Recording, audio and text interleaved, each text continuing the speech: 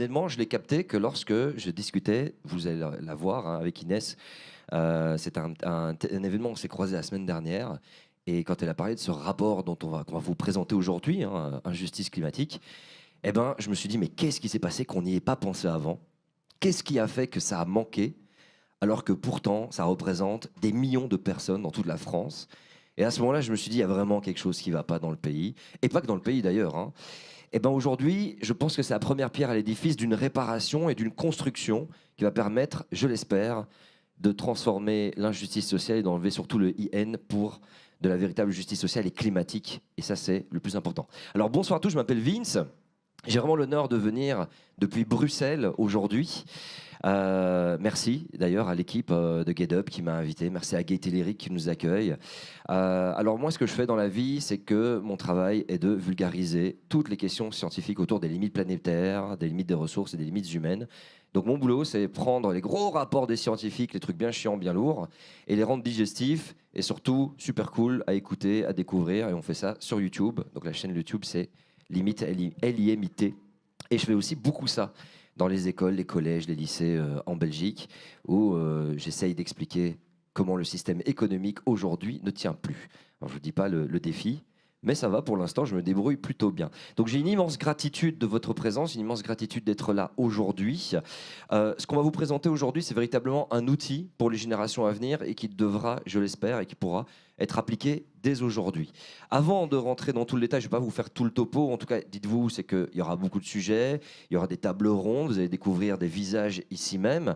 Mais avant ça, et avant qu'on commence fondamentalement cette soirée, je voudrais accueillir Rania de Get Up et Hélène de Make Sense, s'il vous plaît.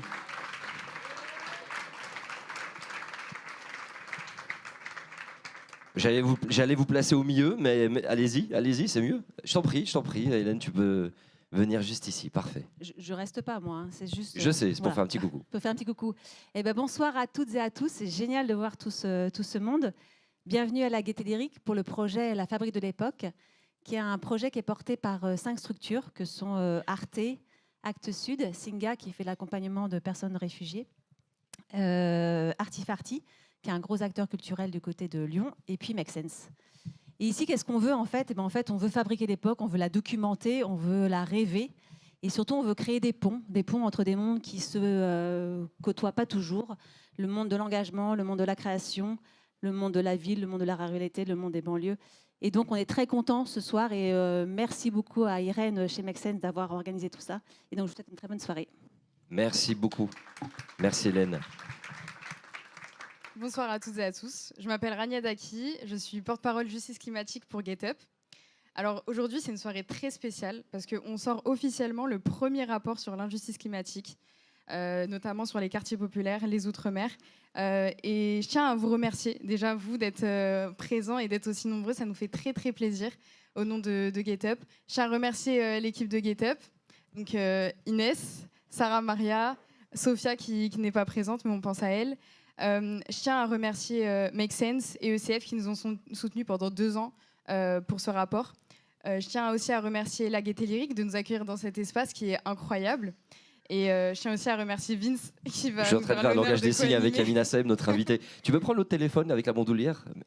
Merci. C'est pour après. Excuse-moi, Rania. Continue. Pas de souci. Non, j'étais en train de te remercier. Merci à toi. Et voilà, on peut commencer. Hein. Allez, let's go. C'est parti. J'invite Inès et Yamina Saeb à nous rejoindre pour des grandes questions importantes. Ah oui, Inès, je t'ai appelé, hein, parce que je te vois quoi. Il m'a appelé. Vous pouvez applaudir Inès, s'il vous plaît.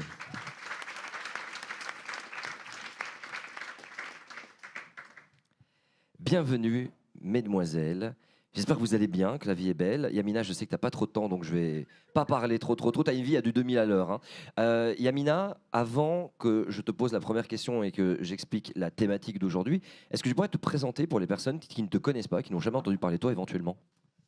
Alors, Yamina Saeb, je travaille sur les politiques climatiques, en particulier au niveau européen, et j'ai eu l'opportunité de participer au dernier rapport du GIEC, le GIEC étant le groupe intergouvernemental des experts sur la question climat. Et préciser que c'était la lanceuse d'alerte sur le traité sur la charte de l'énergie, qui a fait beaucoup de bruit en Europe et que je tiens juste à préciser que si on l'avait pas fait, on n'aurait pas activé la transformation pour nos politiques climatiques. Ça a fait beaucoup de bruit. C'est toi qui étais la première personne à crier au secours en disant il y a un truc là qui va nous empêcher de travailler correctement. Ça a fait beaucoup de bruit en Belgique, en France, en Suède, dans tous les pays européens. Donc merci pour le travail quand même. Merci pour les travaux. Ça va être une Belgique n'en thématique. est pas encore sorti. Hein. Non, je sais, on est un peu naze à ce niveau-là. Qu'est-ce que tu veux? On discute encore avec les Flamands. C'est toujours très compliqué avec eux. Inès, pour ceux qui ne te connaissent pas, éventuellement. Bah oui, il y a bien des personnes ici qui ne savent pas qui tu es. Tout le monde, je pense. C'est vrai. Je m'appelle Inès Sediki, je suis la fondatrice de l'association Get Up, donc l'association qui coordonne la sortie de ce rapport. Et je suis très très heureuse d'être là avec l'équipe, avec tout le monde. Et je remercie encore infiniment Yamina de nous donner ce temps ce soir et à toi pour l'animation gratos. Comme d'hab. Oui. Merci. Merci pour l'empowerment, ça fait plaisir. On n'est pas venu pour rien. Non, mais après, bon, déjà dans l'écologie, c'est galère. Alors, imagine dans l'écologie, pour nous, les quartiers et tout. Alors là, mais ça changera. Et c'est ça qui est bien. Yamina, pourquoi tu es là? Parce que tu as préfacé ce rapport, donc on va vous présenter dans quelques instants, avec un terme qui est venu et qui m'a interpellé, où je me suis dit, mais attends, je rêve, c'est la première fois que j'entends parler de ce terme. C'est le racisme environnemental. Alors, il y a des gens qui vont certainement en avoir marre et d'autres qui vont peut-être comprendre de nouveau ces concepts-là, puisque c'est intrinsèquement lié à notre système économique. Est-ce que justement, tu pourrais nous expliquer c'est quoi cette notion de racisme environnemental? Alors peut-être que je laisserai ça aux auteurs de... Ça vient de moi. Ok. Et c'est toi qui l'as introduite dans les rapports du GIEC, c'est ton champ de bataille. En fait, ce qu'il faut comprendre dans la question climat, c'est que d'abord la question climat est une question coloniale. Parce que la question climat existe parce que notre économie, ce qu'on appelle l'économie développée, elle est basée sur l'extraction des ressources fossiles principalement, qui sont localisées dans les pays du Sud. Et donc, ce sont les pays riches, donc ce sont les anciens colonisateurs qui ont exploité les ressources fossiles qui existent dans les pays du Sud, qui sont responsables de la crise climatique et donc de la crise écologique. Mais les premières victimes, ce sont les pays du Sud. Les pays du Sud, en fait, ce sont des gens qui n'ont pas du tout, pratiquement pas, pour la plupart, profité de ce que la crise, de l'aspect, on va dire, positif de l'utilisation des énergies fossiles. Ça, c'est le premier point. Le deuxième point, c'est que dans les négociations climat, par exemple, ce sont des négociations qui se font dans le cadre international, avec la gouvernance internationale que nous avons aujourd'hui, qui est, il faut le rappeler, une gouvernance que l'on hérite de l'après-guerre, la Seconde Guerre, à l'époque où tous les pays, la plupart de ces pays-là du Sud étaient colonisés, n'existaient pas. Donc en fait, le rapport de force dans les négociations, c'est ça que la plupart des gens ne comprennent pas, il n'est pas du tout équilibré, et il n'est pas du tout en faveur des pays du Sud. Et quand ils vont à ces négociations-là, ce qui se passe, c'est que les pays, on est dans des situations assez dramatiques où on a l'impression que les pays du Sud, en fait, on a développé tout un langage, etc., un narratif qui dit que les pays du Nord vont aider les pays du Sud. Mais en fait, non, ce n'est pas une question d'aide. Il y a une dette à payer. Et là, maintenant, on a le Premier ministre français qui parle de dette écologique. J'aimerais bien savoir jusqu'où il ira dans la dette écologique française, dans le concept de dette écologique. Et après, on arrive à l'accord de Paris, à la neutralité carbone. La neutralité carbone, telle qu'elle a été réfléchie dans les pays du Nord, est une neutralité carbone qui est en fait basée sur maintenant la colonisation de l'atmosphère. Parce qu'on ne prend pas, on a décidé de façon volontaire de ne pas prendre en compte nos émissions passées, donc notre dette. Et donc, on prévoit, par exemple, nous, Européens, d'être neutres en carbone en 2050. Or, si on prenait en compte nos émissions passées et qu'on considérait le budget carbone qui reste, normalement, il nous appartient à tous de façon équitable, à ce moment-là, nous, Européens, on devrait être neutres en carbone autour de 2030, avec ce qui reste aujourd'hui comme budget.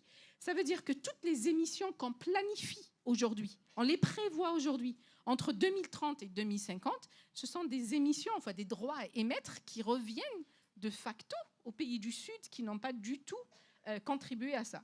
Et l'autre chose que je viens de découvrir, mais ça, c'est pas encore publié, c'est en cours, en cours de révision, c'est que lorsqu'on regarde, par exemple, un rapport comme le rapport du GIEC, donc le rapport auquel j'ai contribué, il y a 3 rapports dans le rapport du GIEC, dans le cycle du GIEC, eh bien, lorsqu'on regarde les auteurs, ben, ils sont tous du Nord. En fait, les auteurs dominants, quoi, les rôles dominants. Sauf toi. Moi, j'ai 2 casquettes. J'ai 2 casquettes. Donc, en fait, ça aussi, c'est problématique. Parce que les seules personnes du Sud que l'on remarque, c'est des gens qui ont deux casquettes comme moi. Et donc, du coup, les gens du Sud, finalement, même s'ils se retrouvent dans ces rapports-là, donc d'un côté, parce que dans la partie climat, tu as la partie négociation qui est politique. Et à ce moment-là, le rapport de force n'est pas du tout équilibré. Et il est en faveur des pays du Nord, des pollueurs, en fait. Point de vue scientifique, c'est exactement la même image que tu as. Et il y a plein d'astuces qui font que non seulement ce qu'on appelle aujourd'hui la science est dominée par ce qui a été mis en place comme science au moment de la Renaissance occidentale. Et donc le reste, ce n'est pas de la science. Le reste n'existe pas, quoi. Et on parle beaucoup, si tu regardes dans le rapport du GIEC, on parle beaucoup du savoir des populations indigènes. Autochtones, oui, tout à fait. Voilà, autochtones, par exemple. D'ailleurs, c'est nouveau, ça vient d'être mis, comme quoi il faut se focaliser et s'inspirer de leur travail avec la nature et la biodiversité, justement, pour pouvoir la régénérer. Par exemple. Mais le rapport du GIEC est par essence exclusif de ce type de connaissances. Pourquoi ? Parce qu'il est basé sur la littérature qui est publiée dans des revues scientifiques à comité de lecture. Qui domine les revues scientifiques à comité de lecture ? C'est encore nous. Et en plus de ça, le rapport du GIEC se fait en anglais, avec les publications principalement en anglais. Moi, il m'avait été très difficile. J'avais cité quelques publications en français. C'était très difficile. Heureusement qu'il y avait la Marianne sur une publication. C'est comme ça que c'est resté. Ça, c'est le français. Alors, n'imaginons pas des langues subsahariennes, etc. Donc, en fait, on est dans la perpétuité d'un schéma du schéma qui nous a conduit à la situation actuelle. Voilà. Yamina, merci, c'est très très clair par rapport à la situation. Effectivement, on sent qu'il y a toujours une mainmise, quelle qu'elle soit, et que les personnes qui sont les plus touchées, les plus affectées, malheureusement, n'ont pas leur mot à dire, y compris dans les politiques qu'il faut mettre en place. Ouais, ça pourrait être sympa, éventuellement, d'inviter pour les prochains rapports du GIEC des autochtones d'Amazonie, peut-être, des personnes qui sont extrêmement touchées par cette situation. Inès, dans ce rapport, il y a cette notion de ce terme d'injustice climatique. Pourquoi l'avoir choisi ?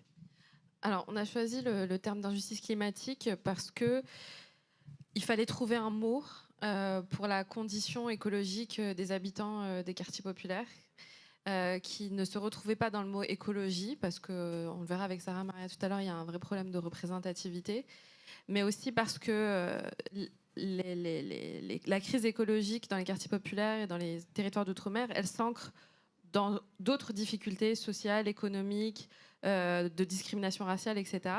Et elle s'imbrique avec toutes ces réalités-là. Donc, il fallait trouver un mot à cette approche intersectionnelle de ce que veut dire l'écologie dans les quartiers populaires. Et en fait, c'est un des jeunes qui a été sondé dans le rapport par Sophia, qui a dit moi, écologie, je comprends pas. Même justice climatique, je comprends pas. Moi, ce que je vois, c'est l'injustice climatique. Et on s'est dit que ça représentait tout le travail qu'on essayait de faire autour de l'explication de ce que veut dire l'écologie dans ces territoires-là. Et qu'est-ce que cette réalité imbrique. Et c'est pour ça qu'on a gardé aussi ce titre, parce que ce qu'on veut dire avec ce rapport, c'est que ce n'est pas seulement les visages des habitants de quartiers populaires et d'outre-mer qui manquent dans le mouvement écologique, c'est aussi leur voix. Et leur voix parce que leur réalité, parce que la manière dont ils posent des choses, la manière dont ils priorisent les choses, la manière aussi dont ils font l'écologie au quotidien sans forcément toujours le conscientiser. Et quelque chose qui est très important que je voudrais juste rajouter, c'est que dans cette lutte pour la justice climatique et contre l'injustice climatique, il y a une dimension antiraciste centrale qui, quand vous lisez le rapport, vous êtes obligé de comprendre que même dans l'écologie, personne ne veut faire l'économie en fait, de faire ce travail antiraciste, parce que même au plus haut, même au GIEC, c'est pas encore bien compris, quoi. Donc, qu'en est-il de notre écosystème écologie mainstream aujourd'hui en France ? Et donc, on a essayé d'utiliser des exemples, parfois qui venaient des jeunes, parfois qui venaient d'experts qu'on a de voix de l'écologie populaire comme Fatima Wassak, Malcolm Ferdinand, etc. Parfois d'activistes comme Sana Saïtouli de Banlieue Climat, comme Django Traoré qui va parler tout à l'heure, qui dirige une association à Saint-Denis, une association dans le quartier du Franc-Moisin qui est enclavée entre l'autoroute, le Stade de France, le transport fluvial avec la Seine, la pollution, les rénovations, le racisme et discrimination, le logement insalubre, tout ça. Donc en fait, si on ne peut pas comprendre ce que c'est que l'écologie aujourd'hui si on ne s'intéresse pas à ceux qui la vivent en première ligne en France, qui sont les habitants des quartiers populaires et des Outre-mer, entre autres. Et quand on le fait, on comprend très vite qu'il y a une dimension raciale aussi dans cette question-là et dont on ne peut pas faire l'économie. Et c'est pour ça que les travaux de Yamina résonnaient énormément avec ce qu'on essayait de faire. Et nous, on a été intéressés aussi par son travail parce qu'on s'est dit « Ah, il y a une Yamina au GIEC, on va aller voir ce qu'elle fait. » Et puis on a vu ce qu'elle a fait et puis ça a résonné. Et on lui a envoyé un WhatsApp un soir à 23h. Et puis elle a accepté de lire notre rapport, de nous conseiller, de le préfacer. Et j'espère que ce qu'on a fait avec ce rapport, ce que Sarah Maria a écrit, de tout le travail de Sophia, de Fanny, de Lucie, de toutes les personnes qui ont contribué à mener ces entretiens, pourra résonner aussi avec le tien par la suite. Merci. Yamina, tu veux ajouter ? Ouais. En fait, moi, j'étais très contente de lire le rapport. Moi, je m'étais toujours posé la question, lorsque je regarde les sondages officiels, l'écologie dans les quartiers, etc., c'est pas une priorité. Alors que lorsqu'on travaille sur la question écologique, on sait très bien que normalement, logiquement, quand on est juste logique, on oublie tout le reste. On se dit que la question écologique devrait être une priorité dans les classes les plus vulnérables socialement, économiquement. Donc en fait, il y avait quelque chose qui collait pas. Et moi, je m'étais dit très probablement que la façon, parce que ça, je le savais pour d'autres enquêtes, la façon dont on pose les questions n'est pas la bonne. Donc, on n'utilise pas les bons mots, etc. Dans le rapport, j'ai bien aimé, parce que même qui te pose la question, ça aussi, ça compte. Tu vois, si je viens avec ma casquette de Sciences Po, et on oublie que je m'appelle Yamina, je vais m'appeler autrement, avec ma casquette de Sciences Po pour te poser des questions sur l'écologie, l'accord de Paris, qu'est-ce que tu penses du 1.5 ? Forcément, je pense rien, hein, je ne sais pas ce que c'est, quoi. Par contre, si je viens pour parler de la question de la pollution, il y avait la pollution de l'air qui est revenue plusieurs fois dans le rapport, et avec des exemples très poignants, quoi. Surtout l'exemple là avec les Jeux Olympiques de Nouvelle-Bretelle. Donc, du coup, on protège les sportifs, mais en fait, on crée encore de la ségrégation. C'est de l'apartheid, en vérité, de l'apartheid écologique qu'on est en train de faire. Et la pollution va ailleurs. Elle ne vient pas chez nous. Enfin, elle ne vient pas de ceux qui habitent... c'est les aspirateurs qu'ils ont mis en place en Seine-Saint-Denis pour assainir l'air parce qu'il y avait les athlètes. Et quand les athlètes sont partis, les aspirateurs sont partis aussi. Voilà. Donc moi, j'ignorais ça. Moi, j'habite à Paris, mais j'ignorais ça. Je l'ai appris grâce au rapport. Et donc, du coup, j'ai trouvé que le rapport était très bien. En fait, ça apporte... enfin, cette voie-là existe. Parce que moi, je me demandais où elle était, cette voie-là. En fait, je m'étais rendu compte qu'il y avait quelque chose qui clochait dans ce qu'on nous rapportait, mais j'étais jamais allée chercher moi-même. Et là, enfin, on a cette voie-là. Et ce que j'ai aimé dans le rapport, c'est que c'est un rapport fait par des jeunes diplômés, universitaires, etc., qui suivent une méthodologie scientifique. Ils décrivent, ils sont transparents, et tout le monde peut reproduire ce qu'ils ont fait. C'est des jeunes qui sont issus de ces quartiers-là, qui travaillent dans ces quartiers-là, enfin, qui savent comment communiquer les choses. Et là, on voit que les priorités, une alimentation saine. L'alimentation saine, dans mon langage de bobo écolo, qu'est-ce que ça donne ? Ça donne du bio. Sauf qu'au lieu de faire du bio de la norme, on a fait du poison la norme. Et la norme pour tout le monde. Et puis après, on a fait du bio, un produit de luxe pour les bobos, tu vois ? Exactement. Voilà. Ne spoil pas tout le rapport, s'il te plaît. Hein. Comment ? Ne spoil pas tout le rapport. Non, je ne spoil pas tout le rapport. Je vais donner juste 2 autres exemples que j'ai bien aimés. Alors, il y avait l'exemple de la rénovation énergétique, par exemple, les trucs sur lesquels on travaille. La rénovation énergétique. D'un point de vue écolo-bobo, oui, il faut rénover les bâtiments, blablabla, etc. Mais d'un point de vue citoyen qui habite dans un logement insalubre et tout, non, moi j'habite dans un logement insalubre. C'est pas normal qu'on habite dans un logement insalubre. Donc en fait, il faudrait, si on avait eu des politiques, de véritables politiques écologiques, ça serait des politiques qui interdisent les logements insalubres. Et donc du coup, on change. Ce n'est plus à ces jeunes, à ces habitants de ces quartiers de dire s'ils sont pour ou contre ou du côté de l'écologie ou pas. C'est plutôt aux politiques de fournir la solution. En fait, on les a enfermés dans des non-solutions, puis après, on vient de leur parler de concept, l'accord de Paris, etc. Ça passe pas, ça peut pas passer. On sent effectivement qu'il y a une aliénation du système qui empêche un petit peu comme dans... Alors je vais rentrer attention dans un concept, dans la caverne de Platon. J'aime beaucoup cet exemple parce que lorsque tu ne vois pas l'autre côté, tu prends conscience que de ton environnement. Et même si tu as envie d'y aller, en fait, il y a des forces qui t'en empêchent, qui refusent que tu y ailles. Là, on peut parler effectivement de discrimination à l'embauche, discrimination, toutes les discriminations possibles et imaginables et la condition dans laquelle on se retrouve. On va pouvoir creuser ça juste après. Moi, Yamina, je voudrais te demander ce que tu as vu dans ce rapport, ce que tu as analysé ton point de vue. Tu as parlé de ta situation en tant que chercheuse dans les grands ensembles que sont l'IGIEC. Est-ce que tu n'as pas l'impression que la situation dans les quartiers, dans les banlieues, dans les quartiers populaires, dans les dom-toms, en fait, est une situation qui représente toute l'économie mondiale? Parce que ce que vous m'avez décrit, j'ai l'impression d'entendre parler du Sénégal, qui est le pays de mon père. J'ai l'impression d'entendre certains... J'ai l'impression qu'on est dans un système qui, au-delà de se produire localement, cette ségrégation, ce rejet, dans l'écologie, c'est que pour les beaux quartiers, on va assainir l'air dans les beaux quartiers, et puis le reste, vous vous débrouillez. On va même pas vous faire gaffe à vous, de toute façon, vous n'êtes même pas élu politiquement, etc. Que c'est dans le monde entier que ça se produit, et que justement, les COP qui ont cette mission de pouvoir amener cette question de justice sociale, de pertes et dommages, etc. Est-ce que la solution viendra, entre guillemets, des grandes instances qui se réveillent? Tu sais, il y a plein de gens qui vont militer, qui vont à la COP, etc. Ou est-ce que non, peut-être éventuellement, c'est ce type de rapport qui arrive, qui va permettre de créer, de faire pousser des initiatives dans les quartiers qui vont permettre éventuellement de transformer la politique et de devenir des exemples pour le reste du monde? Parce que la France, qui est vachement en retard sur ces questions-là, semble encore la plus avancée comparée aux États-Unis. Ou c'est encore pire, à mon sens. Même si les deux situations sont graves. En fait, les situations ne sont pas tout à fait comparables, mais c'est vrai qu'il y a un fond commun dans toutes ces situations-là. Moi, je vais revenir sur la question des COP. Il n'y a pas grand-chose à attendre des COP. Les COP, elles ne sont pas là pour résoudre le problème des quartiers. Les COP, elles sont là, en vérité, pour maintenir un système qui existe depuis la période coloniale. Donc, continuer à faire de la moula, un maximum de moula, un maximum de moula. Donc du coup, il n'y a rien à attendre des COP en vérité. La COP, c'est quoi? Moi, je l'appelle le festival de Cannes des bobos. Donc, ben oui, c'est ça la COP en vérité. Et après, c'est très sympa la COP. Hein. Vous retrouvez les copains, les potes, vous organisez des side events, vous présentez votre truc, on s'applaudit, on boit, on mange. C'est vraiment comme ça que ça se passe. Voilà. C'est vraiment ça la COP. Enfin, c'est vraiment ça la COP quand on n'est pas dans la partie négociation. Moi, je suis jamais allée à une COP. Ah bon? Oui, je suis jamais allée à une COP. Parce que tu as fait une parfaite description, en tout cas de celle de Glasgow où j'ai été. Voilà. Parce que j'ai fait d'autres événements de ce type-là, je ne suis jamais allée à une COP. Même quand c'était à Paris, je ne suis pas allée là où il y avait la COP. Je suis allée ailleurs, mais pas là où il y avait la COP.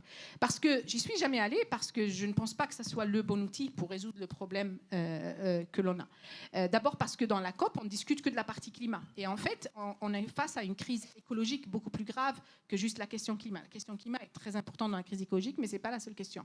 Sauf que c'est là où je reviens un petit peu au rapport. En fait, la question écologique, la crise écologique, c'est une crise de la gouvernance mondiale. Donc, c'est une crise de la démocratie mondiale qui n'a jamais existé. Et aujourd'hui, c'est toujours les puissants après la Seconde Guerre. Tu dis bien que la démocratie n'a jamais existé. Mondial, au niveau mondial. Mondial, voilà. Mondial. Ça n'a jamais existé, ça. On ne connaît pas d'exemple. Il n'y en a pas dans l'histoire. Donc, parce que tu prends la gouvernance internationale, dont la COP fait partie, dans la COP est le résultat. C'est une gouvernance qui est issue ce sont les vainqueurs de la Seconde Guerre mondiale qui ont mis en place cette gouvernance-là. Ils ne l'ont pas mise en place pour les gens qu'ils colonisaient à cette époque-là. Donc du coup, j'avais à un moment donné rencontré le gars qui a mis en place, qui avait bataillé pendant longtemps pour le fonds Loss and Damage, perte et dommages. Préjudice, ouais. Et voilà, perte et préjudice. Et je lui avais demandé, il revenait d'une pré-COP en juin à Bonn, et je lui avais demandé, il était très déçu, très en colère et tout ça. Et après, je lui ai dit, mais je ne comprends pas pourquoi est-ce que vous y allez encore à ces trucs-là. Et il me dit, parce que c'est le seul endroit où on a un siège. Et je lui ai dit, peut-être qu'au lieu de se contenter d'avoir un siège, vous devriez, enfin les pays du Sud, parce qu'il pensait que j'étais une petite Parisienne seulement. Et donc, du coup, je lui ai dit, les pays du Sud devraient plutôt se battre pour avoir une voix. Et ne pas aller là où on a juste un siège, une voix qui compte. Et donc, en fait, on est dans cette logique-là qui fait que, on va parler plutôt, au lieu de dire on va payer pour notre dette écologique, on va plutôt faire de la charité chrétienne pour les pays du Sud. Tu vois, on a inversé le raisonnement. Et On va faire ruisseler. Voilà. Alors que En fait, les ça ruisselle matériaux, dans l'autre sens. en fait c'est ça, ça ruisselle dans l'autre sens, Voilà. parce que toutes les infrastructures, donc voilà, enfin, on n'est pas là pour donner un cours du système économique, mais tout ce qui est terre arable, tout ce qui est main d'œuvre, tout ce qui est produits exotiques, tout ce qui est matériaux de construction, enfin de métaux, etc., est pris dans le global sud, amené au nord à travers le transport qui appartient au nord, à travers les usines de transformation qui appartiennent au nord, bref, et fait ensuite ruisseler seulement le butin qui a été capturé un petit peu avant. Ce qu'on appelle aujourd'hui la transition énergétique telle qu'elle est conçue, c'est pas du tout une transition, c'est exactement le même système qu'avant, qui consiste à prendre des ressources des pays du Sud, à les transformer pour que nous, on ne change rien du tout dans les pays riches. Et en particulier, quand je dis nous dans les pays riches, donc pour les plus riches d'entre nous, quoi. Après, il y aura des petits bouts pour les quartiers, bien sûr, hein, parce qu'on a quand même besoin de la main-d'œuvre des quartiers pour plein de choses à Paris. On l'a bien vu quand il y avait le Covid, comment ça s'est joué, le Covid. Et c'est pareil, dans mon milieu, on parle beaucoup de télétravail. Moi, je télétravaille beaucoup. Moi, j'ai toujours télétravaillé. Avant le Covid, j'ai toujours voulu télétravailler. On parle beaucoup de télétravail comme solution pour réduire les émissions liées au transport. Mais quand vous êtes femme de ménage, est-ce que vous pouvez télétravailler ? Bah oui, moi j'aurais bien aimé être femme de ménage et télétravailler. Tu sais, j'appuie sur un bouton et le ménage est fait. Ah, mais t'es pénible, il continue et donc c'est plus de pénibilité encore. Merci Yamina. Inès, est-ce que tu veux ajouter quelque chose ? Parce que je sais que du coup Yamina doit partir, mais ce qu'elle a dit c'est très important. C'est la différence entre la représentation et avoir une voix, c'est aussi ne pas penser qu'être dans les espaces juste être dans les espaces où les autres sont, c'est suffisant. Et c'est aussi recréer du pouvoir, recréer du rapport de force, etc. Et ce rapport, on l'a écrit dans un double objectif. Le premier, c'est d'outiller la jeunesse des quartiers populaires. À l'inverse de ce que se fait la sociologie ou la recherche d'habitude, c'est d'emmener à l'université ou d'emmener chez les dominants et de laisser et d'outiller en fait les dominants à mieux comprendre les dominés. Nous, on a essayé de rendre la parole à ces jeunes-là et de leur redonner tout ça en outils pour mieux comprendre, pour mieux décortiquer, pour créer du pouvoir d'agir, parce qu'il y a aussi un troisième chapitre avec des recommandations pour les politiques publiques. Et du coup, voilà. Donc, l'objectif principal, c'est de créer du pouvoir chez les jeunes, de leur faire comprendre qu'ils ont besoin d'écologie, mais que l'écologie a besoin d'eux, parce qu'ils ont beaucoup de choses à apporter, parce que ce sont des personnes qui comprennent ce que ça veut dire l'écologie culturellement, qui l'ont en héritage. On reviendra là-dessus avec Sarah Maria. Et le deuxième objectif, c'est que l'écosystème climat le lise et déconstruise sa vision de l'écologie, fasse une place et nous permette aux jeunes de quartiers populaires de pouvoir prendre leur place dans ce combat universel, un combat en France, un combat en Europe, un combat pour le Sud global, dans lesquels on est complètement légitime en tant que jeunes de quartiers populaires. On est très impatients de découvrir ce rapport. Ça va être dans quelques instants qu'on va vous le proposer. Il y a des chiffres ahurissants. Je tenais, avant de laisser la conclusion à cette introduction de la table ronde à Yamina Saeb, préciser quelque chose. C'est que forcément, comme je suis beaucoup amené à aller dans des écoles, je suis contacté par beaucoup de directions d'écoles qui me disent « Ah ouais, tiens, Vince, ta façon de t'exprimer sur ces questions-là, ça peut matcher, etc. » Tu leur enverras le rapport. Je leur enverrai le rapport. Et c'est particulier parce qu'en fait, je suis toujours contacté avec un cliché. C'est-à-dire que lorsque je discute en aparté avec les éducateurs, avec les professeurs et les directions d'école, ils me disent tous « Ouais, mais c'est jeune », parce que je vais beaucoup dans des écoles de quartier, enfin je demande exclusivement d'aller quasiment que là-bas. On me dit « Ouais, mais c'est jeune, tout ce qu'ils veulent, c'est la grosse voiture, la grosse bagnole. » Et c'est le cliché qui revient constamment, mais tout le temps, c'est vraiment systématique. Et là, l'avantage de ce rapport, j'étais ravi de le lire. Là, tout à l'heure, j'étais enfin dans le Thalys, dans l'Eurostar, en train de le lire, et je me suis dit « Waouh, ça va tout démonter ». Ça va démonter toutes les croyances qu'il y a, imagine, dans le secteur de l'éducation.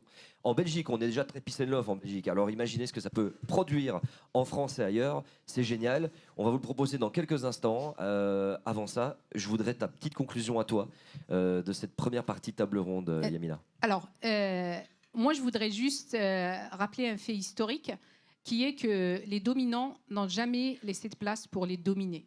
Et donc, les dominés doivent prendre le pouvoir, doivent prendre leur place. Hasta siempre la révolution. Merci. Vous pouvez applaudir Yamina Saeb et Inès. Merci. Il y a de très bonnes vidéos avec Yamina Saeb sur la chaîne YouTube Limite, je tiens à le préciser. Voilà. Elle voit toujours les choses avec un cran d'avance. C'est ça quand on étudie énormément les questions d'énergie. Nous allons enfin passer à la keynote dans quelques instants, mais d'abord la présentation du rapport. Donc j'ai l'honneur d'accueillir Sarah Maria.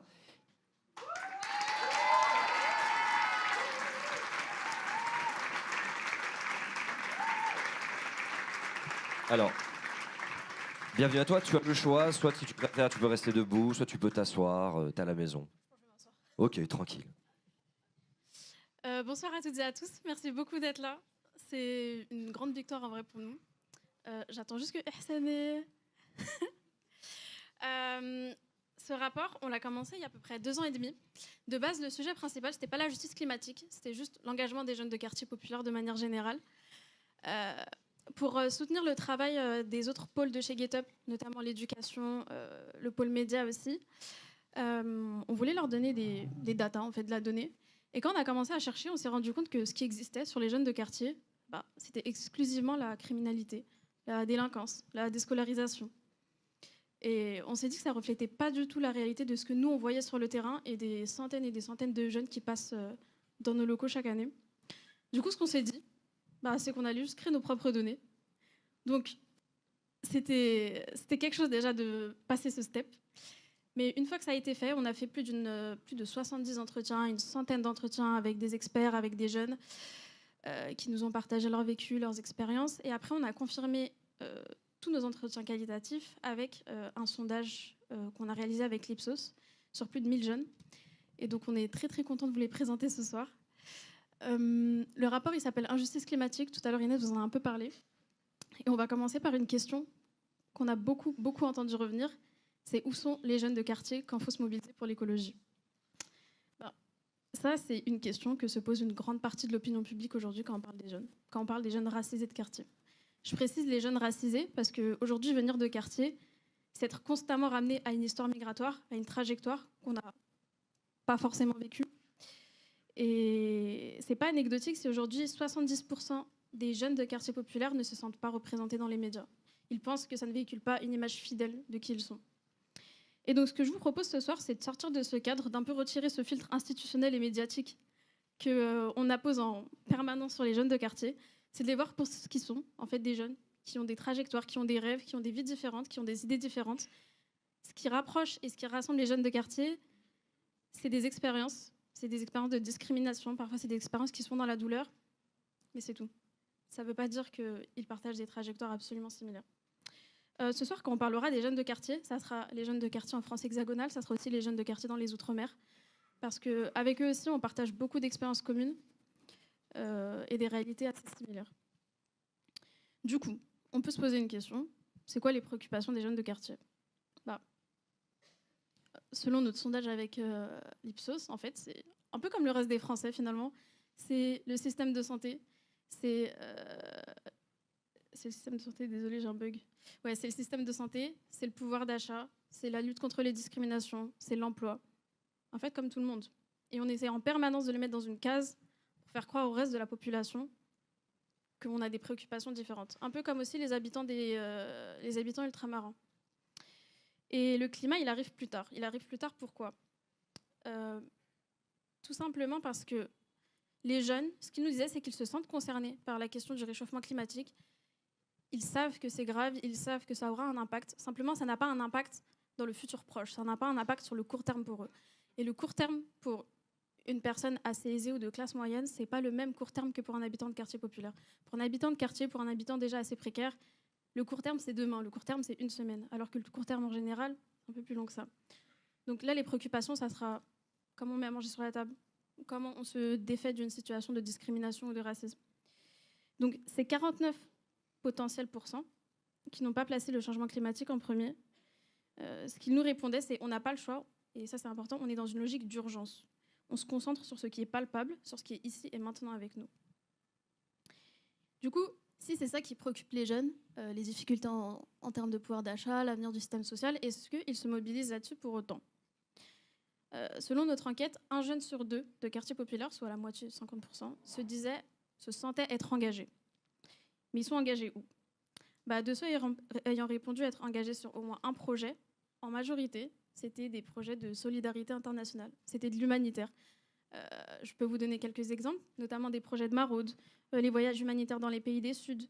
Et quand on parle de ça, c'est quasi systématiquement pour planter des arbres, pour installer des panneaux solaires, pour faire de l'agriculture durable, pour creuser des puits. Et le deuxième domaine le plus populaire, c'est l'éducation. Donc avec le mentorat, l'éducation populaire, l'accompagnement, l'aide aux devoirs. Et pourtant, ces jeunes, on ne les voit pas, ou bien l'écosystème associatif traditionnel et les institutions ne les voient pas. Ces chiffres, en fait, ils montrent ce que nous, on voulait prouver à l'origine avec ce rapport. C'est qu'il est essentiel, et j'insiste, il est absolument essentiel de créer une place pour ces jeunes. Pas de vouloir les ramener dans les mouvements qui sont déjà préexistants, mais de créer un réel espace pour ces jeunes. Parce que les réalités qu'ils vivent au quotidien, elles enrichissent cette lutte pour la justice climatique. Ils ne sont pas des pages blanches, ils ont des expériences, ils ont des vécus, ils ont des idées, ils ont des choses à dire. Et donc, c'est à nous de leur faire cet espace. Donc là, je tiens juste à reposer les bases, parce que les inégalités, elles ne se situent pas seulement dans la capacité à agir, mais elles se situent aussi dans l'accès à l'information. Et l'info qui semble souvent passer à la trappe, c'est que les impacts du changement climatique, ils s'additionnent aux inégalités préexistantes. Nous, chez GetUp, on a défini 4 principes fondamentaux de l'inégalité climatique. Donc le premier, c'est les inégalités d'accès aux bénéfices de l'environnement. Le second, ce sont les inégalités d'accès... Attendez, j'ai un bug. Tu connais par cœur. Les inégalités d'accès à la prévention contre ces pollutions et ces nuisances. Le troisième, ce sont les inégalités d'exposition aux pollutions et nuisances. Et enfin, le dernier, ce sont les inégalités d'accès à l'engagement, et d'autant plus l'engagement pour et dans son environnement. Je vais vous donner un peu 3 cas précis. Le premier cas d'injustice climatique que je peux citer, c'est quand j'étais plus jeune et que ma mère, elle devait m'emmener toute la journée jouer dehors parce que chez nous, il y avait de l'humidité, il y avait de la moisissure. J'habitais à Saint-Denis et qu'à cause de ça, j'ai développé un asthme extrêmement sévère qui faisait que je toussais, je tombais très très malade et on devait en permanence m'emmener à l'hôpital. C'est un très bon exemple d'injustice climatique parce que l'environnement, il se superpose au social. Nous, on n'avait pas forcément les moyens d'aller dans les trucs de balnéothérapie, de faire de la thérapie douce, de passer par d'autres systèmes en fait, que le classique et l'hôpital. Ça veut dire que ma mère a passé beaucoup de temps avec moi à l'hôpital. Sauf que l'hôpital en banlieue, c'est pas non plus le meilleur, puisque pourquoi ? Celui où on allait, nous, il était entre plusieurs embranchements d'autoroutes et périphériques. Ce qui fait qu'en fait, il y avait 2 choix. Soit tu subissais des maladies respiratoires ou cardiovasculaires à cause de l'humidité, de la moisissure et de la mauvaise isolation du bâti, ce qui est une problématique très très courante dans les quartiers, ou bien tu subissais potentiellement des maladies cardiovasculaires et respiratoires parce que l'hôpital où tu passais énormément de temps, il était entre plusieurs autoroutes. Un autre cas que je peux vous citer, c'est celui d'un jeune qu'on a interviewé, lui qui a passé son enfance en Guadeloupe et qui est ensuite venu en métropole. Il nous expliquait que le problème de l'eau, ça fait plus de 30 ans que ça dure. Et il se souvient que lui, quand il était plus jeune, le pack d'eau, ça coûtait déjà 10 €. C'est pas récent. Ça veut dire qu'il savait que l'eau était pas buvable, qu'elle était impropre à la consommation, mais que quand tu as le choix entre ça ou acheter un pack d'eau à 10 € quand vous êtes une famille nombreuse, pour beaucoup, ils buvaient l'eau qui n'était pas potable, et en connaissance de cause. Et quand il y avait de l'eau qui était buvable, ça remplissait les bassines, ça remplissait la baignoire, mais ce n'est pas une solution durable. Et enfin, le dernier exemple que je peux vous citer, c'est une statistique. L'autre chiffre marquant, c'est que lorsqu'on a demandé aux jeunes, dans nos entretiens et dans notre sondage, quelles sont les problématiques qui vous touchent le plus à l'échelle du quartier, à 100%, c'est-à-dire dans tous les cas, c'était la violence. C'est la violence entre les quartiers, c'est la violence au quotidien et c'est aussi la violence policière, aussi et surtout les violences policières. Et la seconde réponse qu'on a le plus entendue, qui était à 80%, c'était l'insalubrité des logements et des espaces publics. Et en fait, on pense que les jeunes ne se rendent pas compte de cette insalubrité, de l'état des espaces publics. On pense qu'ils ne se rendent pas compte que tout ça, ça a un impact sur leur environnement, mais en fait, c'est le cas, puisque c'est eux qui nous l'ont dit. Et ce soir, excuse-moi. Du coup, ce soir, j'aimerais qu'on réfléchisse à ça. En fait, toute l'année, en tant qu'association, qu'organisation, on parle de rapports d'activité, on parle de faire des campagnes de plaidoyer, on parle de faire des campagnes de sensibilisation sur le court terme, mais est-ce qu'on prend vraiment en compte ces réalités, même si elles ne sont pas très très proches des nôtres ? Est-ce qu'on les prend ? Est-ce qu'on en fait des vrais projets sur la durée ? Ou est-ce qu'on en parle une fois de temps en temps sur les réseaux sociaux et on call it a day. Maintenant, je vais vous parler de quelque chose d'un peu plus positif. C'est l'engagement écologique de ces jeunes. Et on s'est rendu compte que l'identité culturelle, c'est une expertise héritée. Donc dans les quartiers populaires, il y a beaucoup de jeunes, si ce n'est la majorité, qui sont héritiers d'une formidable chaîne de transmission écologique qui prend racine en général en Afrique et en Asie, qui se transmet de génération en génération et qui se retrouve jusque dans les quartiers ici en France. C'est un peu une écologie du quotidien, elle est souvent invisible, mais elle est profondément ancrée dans les cultures et dans les modes de vie. Et nos parents, ils n'utilisaient peut-être pas le terme de développement durable, mais en fait, ils le vivaient au quotidien. C'est un mode de vie. Et quand, je pense notamment à des discussions avec mon père, mais aussi des discussions que les jeunes qu'on a interrogés ont eues avec leurs parents. Quand les parents, ils parlent de vouloir retourner au pays, de vouloir élever des vaches, de vouloir avoir sa ferme, de vouloir faire sa terre, en fait, c'est bien plus qu'une simple nostalgie. C'est un lien profond avec la nature et une manière de vivre en harmonie avec elle que nous, on a perdu en venant ici à travers le parcours migratoire. Et c'est là toute la force de cette transmission. Même sans le savoir, ces jeunes, ils deviennent des écologistes involontaires. Et ça, c'est un terme qui a été théorisé, donc c'est quelque chose de factuel. Ils incarnent une écologie enracinée dans leur identité. Ils n'ont peut-être pas grandi dans les champs, mais ils en portent l'héritage. Et dans les quartiers, on voit aussi cette écologie un peu comme un acte de solidarité. Quand on partage, quand on aide, c'est une façon de se protéger, de protéger les autres, de s'aider et d'aider les autres. On a entendu des jeunes nous dire que dans leur culture, c'est surtout quand on n'a rien qu'on donne et quand on a presque rien que l'on donne. Chaque geste compte. Et ce qui est super important, c'est que l'écologie ici, c'est une question de dignité, avant toute chose. C'est une question de dignité. Elle n'est peut-être pas choisie, mais elle est intrinsèque au mode de vie. Là, j'aimerais bien... ceci dit, moi, je tiens à ne pas idéaliser cet engagement écologique intrinsèque. Parce que, et ça me fait penser à ce que Jean-Marc Jancovici disait, c'est que la sobriété, elle se distingue de la pauvreté. En habitant en quartier populaire, les pratiques culturelles qui sont intériorisées et respectueuses de l'environnement, elles se mélangent à une nécessité pour vivre, pour survivre, mais qui ne les exemptent pas non plus en fait, de vouloir leur part du gâteau. Ils veulent aussi devenir en soi des transfuges de classe, ils veulent s'émanciper d'une condition qui leur a été imposée en arrivant en France. Et pour beaucoup, ça passe par la consommation de biens, qui est vue comme un changement de classe sociale. Et ça agit aussi comme une affirmation de soi auprès des autres. Du coup, c'est pour ça que c'est intéressant de d'abord attacher cette notion à l'identité culturelle avant de parler d'abord d'écologie, parce que ça permet d'avoir une porte d'entrée plus facile et aussi de rappeler que pourquoi ces pratiques et cette mentalité, elles existent à l'origine. Le deuxième point que j'aimerais vous citer, c'est le là-bas, entre guillemets. On va revenir un peu en arrière, si vous vous souvenez, sur l'engagement des jeunes à travers les statistiques. Là.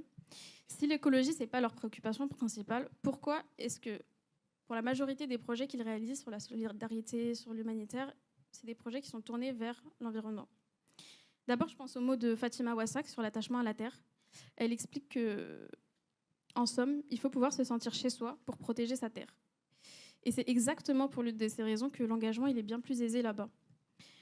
C'est en retournant dans le pays d'origine, c'est en voulant venir en aide aux plus vulnérables, c'est en construisant des puits, en plantant des arbres que ces jeunes ils essayent de se reconnecter à leurs racines. Ils voient la terre, ils voient celle de leurs parents. Et quand je parle de terre, il ne faut pas comprendre le pays, il faut comprendre la terre au sens général. Les jeunes qui ont des racines dans des pays à l'étranger, et notamment en Afrique et en Asie, ils sentent un sentiment d'appartenance à l'ensemble du continent, de l'Est à l'Ouest, du Nord au Sud. Ça ne se cantonne pas à un seul pays. Et aussi pourquoi? Parce que ce soit à l'Est ou à l'Ouest, ils sont marqués par les mêmes réalités, les mêmes inégalités, les mêmes discriminations. Donc il y a un sentiment d'appartenance qui est très très fort. Parenthèse fermée. Et du coup, ils voient ces personnes, ils voient ces terres souffrir des effets du changement climatique et des mêmes discriminations qu'eux subissent au quotidien. Là-bas, l'urgence, elle est palpable et elle se ressent dans les récits de famille. Je pense notamment à une personne qu'on a interviewée qui nous disait, et qui a 18 ans, en Occident, on est un peu indifférent. Ce qui me touche vraiment, c'est l'Afrique, c'est l'environnement là-bas. Il y a une facilité à s'approprier l'écologie là-bas parce qu'au-delà de l'attachement culturel, ces pays sont aussi perçus comme les premières victimes, marquées par la colonisation et dépourvues de moyens. Cet engagement, comme on l'a dit, c'est aussi une quête d'appartenance. Il y a un peu un sentiment de double absence, comme quoi ils n'ont d'ancrage ni d'ici ni là-bas, qui serait défini.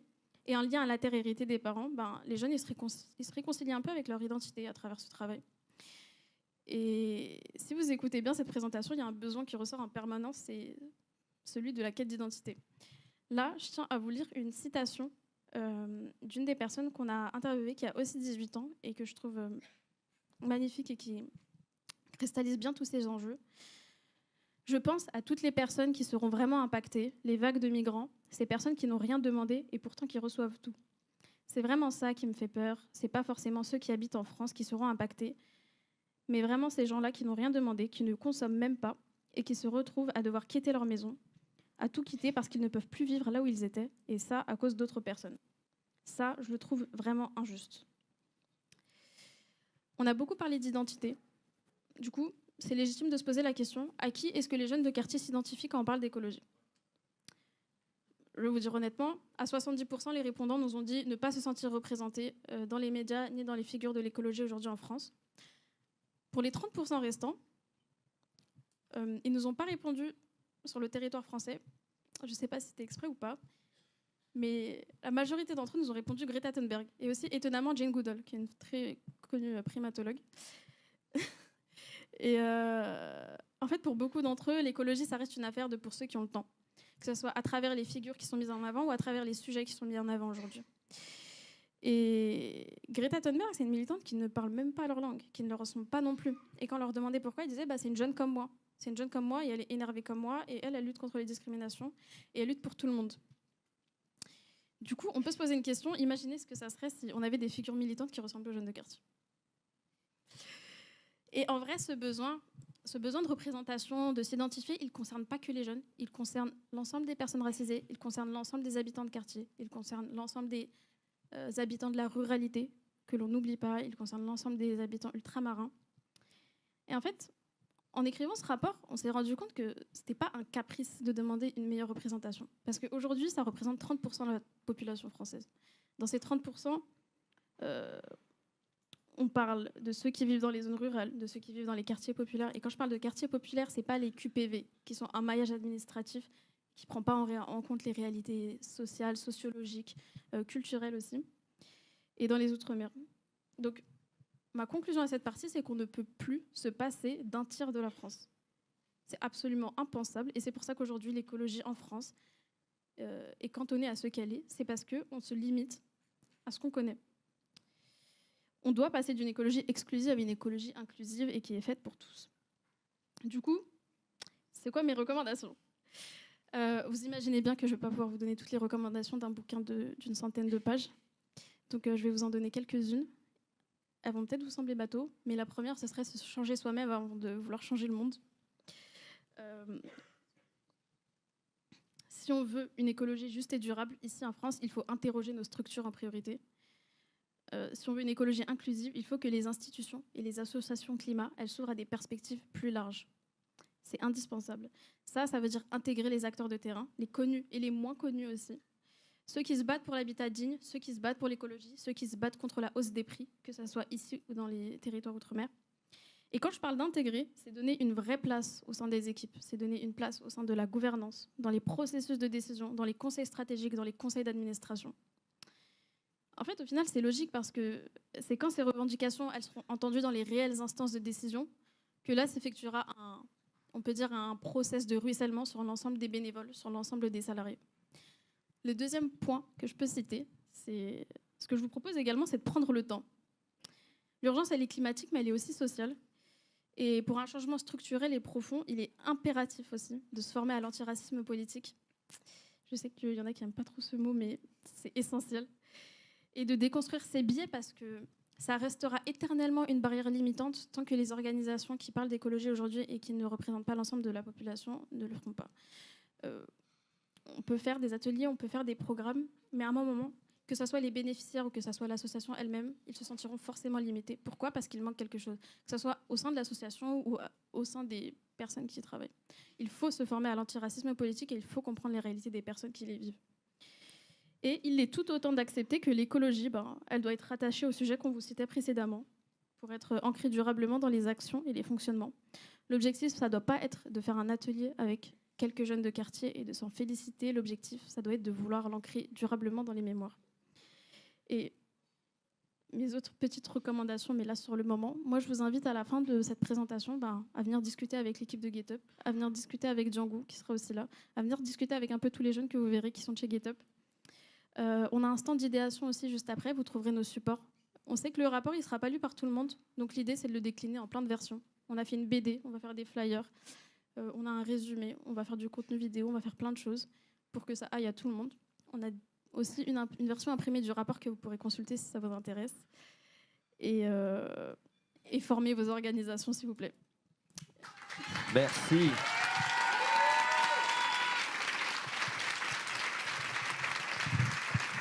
Merci beaucoup. Waouh. Sarah Maria, merci à toi. T'as d'être ça. C'était incroyable. Et je veux juste rajouter un truc. Désolée, on a oublié de le dire. Le rapport, il est disponible dès maintenant sur le site de GetUp. Vous pouvez trouver le rapport, vous pouvez trouver la BD, vous pouvez trouver plein de choses. Si vous voulez discuter avec nous, si vous voulez prendre des rendez-vous avec nous, vous êtes les bienvenus. Voilà. Merci à toi. Ça a le mérite d'être très clair.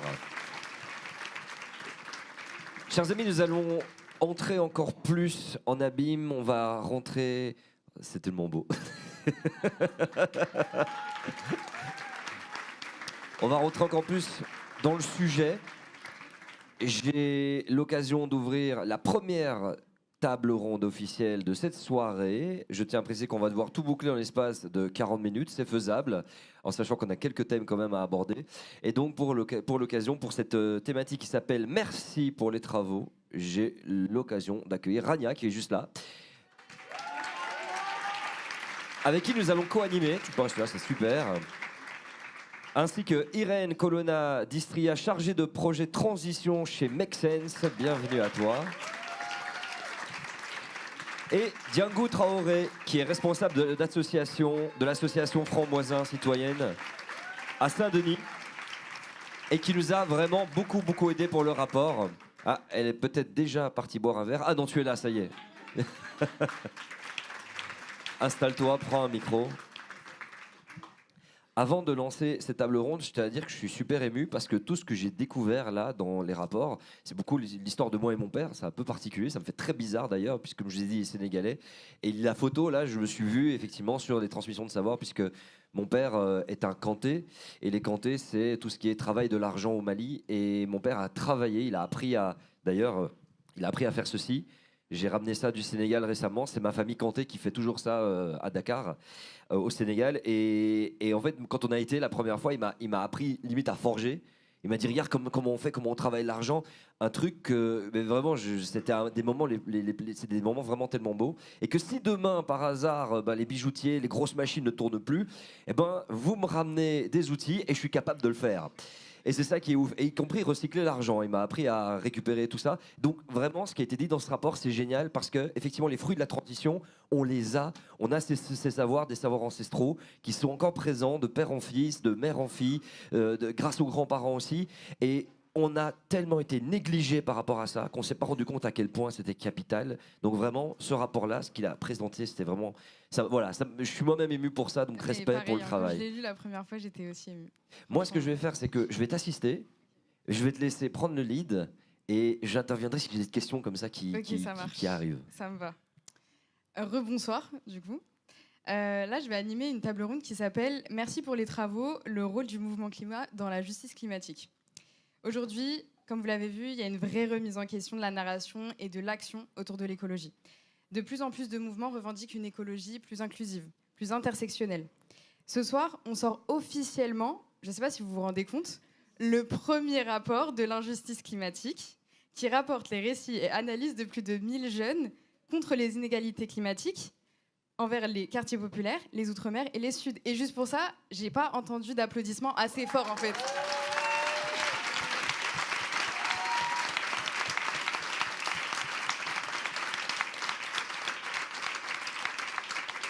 Cet événement, ce soir, c'est marquant dans la quête de la justice climatique. C'est vraiment un événement marquant et ça permet en fait de mettre au centre de la question l'enjeu des quartiers populaires, des Suds et des Outre-mer. La question climatique, on n'entendait jamais les quartiers populaires, on n'entendait jamais les Outre-mer et on n'entendait pas forcément les Suds. Cette table ronde, elle vise à explorer ensemble ce que l'écologie ancrée dans le terrain peut apporter au mouvement climat et inversement. Aujourd'hui, je suis avec deux personnes incroyables. Donc déjà, Djangou Traoré, qui est une militante pour l'association Franc-Moisin Citoyenne à Saint-Denis, et qui nous fait l'honneur d'être là. Et c'est aussi une contributrice majeure du rapport Injustice climatique. Et Irène Colonna-Distria. On applaudit. Et Irène Colonna-Distria, qui est chargée de projet Transition Juste pour Make Sense, qui nous a accompagnés, Make Sense qui nous a accompagnés dans ce projet, qui nous a soutenus. Donc merci d'être là aussi. On applaudit aussi.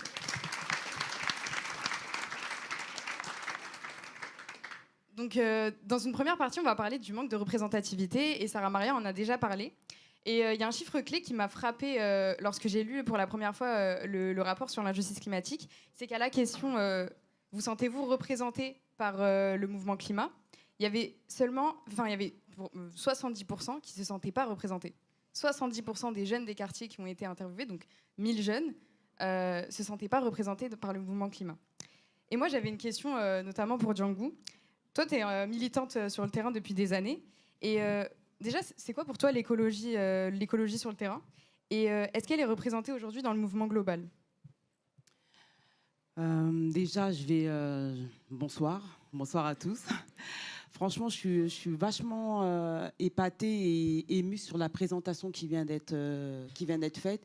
Et je vais juste prendre quelques minutes. Pas de souci. Ce rapport qui a été fait, moi, ça me fait penser à la petite Awa qui est dans mon quartier. Une petite, je les appelle les mini FMC.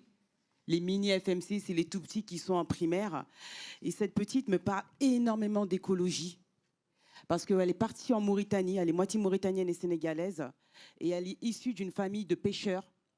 Et elle disait que quand elle est revenue de vacances, faut faire attention, il ne faut pas polluer la mer. Il ne faut pas jeter les plastiques dans l'eau. Et je lui dis, mais pourquoi Awa, tu dis ça? Elle me dit, je suis revenue de vacances. Et moi, j'ai vu mon tonton, il partait pêcher. Et il ne faut pas mettre de plastique dans la mer. Donc déjà, ils sont conscientisés. À peine 7 ans, conscientisés à l'écologie du pays. Et elle revient avec ça ici en disant, attention le canal, il y a trop de plastique. Il faut nettoyer le canal de Saint-Denis. Tu vois, il y a déjà cette écologie qui est déjà ancrée en nous. Juste pour ça, je veux vraiment faire ce petit big up à la petite Awa et j'ai une pensée pour elle. Et au niveau de l'écologie qui se passe dans les quartiers, encore une fois, on a grandi avec cette forme d'écologie parce que nos parents sont venus en France avec cet héritage où il y a le partage, faire attention à tout, l'eau, l'électricité. On a déjà cette forme d'écologie, même les vêtements, faire attention à tout ça. Mais le problème qu'il y a, c'est qu'il y a d'autres priorités. C'est ça. Le problème aujourd'hui, c'est qu'il y a d'autres priorités. La priorité, c'est il faut manger, il faut payer les factures, il faut nourrir la famille.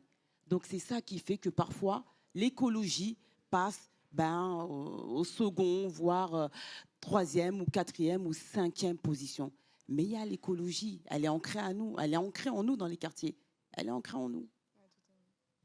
Totalement, tu as tout à fait raison. Et même ce que tu viens de dire sur la petite Awa, ça m'a rappelé tout à l'heure, on a eu une discussion avec les filles de Get Up et on se souvenait des publicités qu'il y avait au Maroc quand on allait en vacances chez nos grands-parents. Et en fait, c'était des publicités qui parlaient du fait de ne pas polluer la plage, parce que quand on y allait, il y avait plein de déchets plastiques. Et du coup, on se reconnaît totalement. En fait, c'est des imaginaires collectifs qu'on a, enfin, c'est des souvenirs qu'on a tous. Et même toi, Vince, tout à l'heure, tu parlais du fait que ça t'a rappelé tes souvenirs au Sénégal. Et ce qui est effroyable, en fait, c'est que la pollution plastique, elle est due à un manque d'infrastructures qui n'ont pas été installées parce qu'il n'y a pas les budgets et que lorsqu'un pays comme le Sénégal veut emprunter pour faire un centre de recyclage ou de traitement des déchets, ils doivent rembourser 5 fois plus parce qu'ils sont considérés comme non solvables.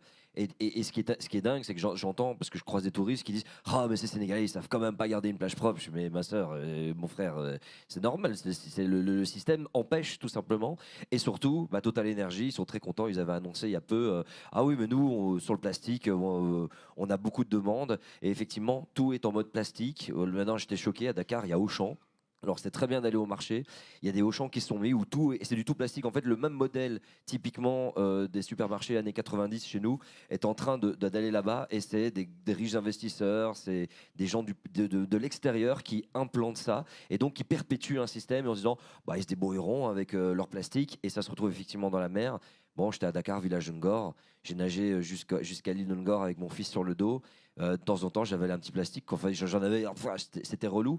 Et malheureusement, le fait, et c'est aussi le problème de baigner dedans et d'être dedans, ben, ça devient normal. Et à cette jeune génération qui aujourd'hui commence, parce que je les ai vus, c'était les plus jeunes, qui disaient non, non, non, ras-le-bol, et qui tous les jours nettoyaient la plage. La mer ramenait encore une fois, mais ils y retournaient le lendemain, pendant 2-3 heures. Et ça, c'est fort. C'est-à-dire qu'il y a quelque chose qui est en train de se transformer aussi. Tout à fait, tu as tout à fait raison. Et juste une dernière question. Est-ce que tu sens que l'écologie populaire, elle est représentée aujourd'hui dans le mouvement global? L'écologie populaire.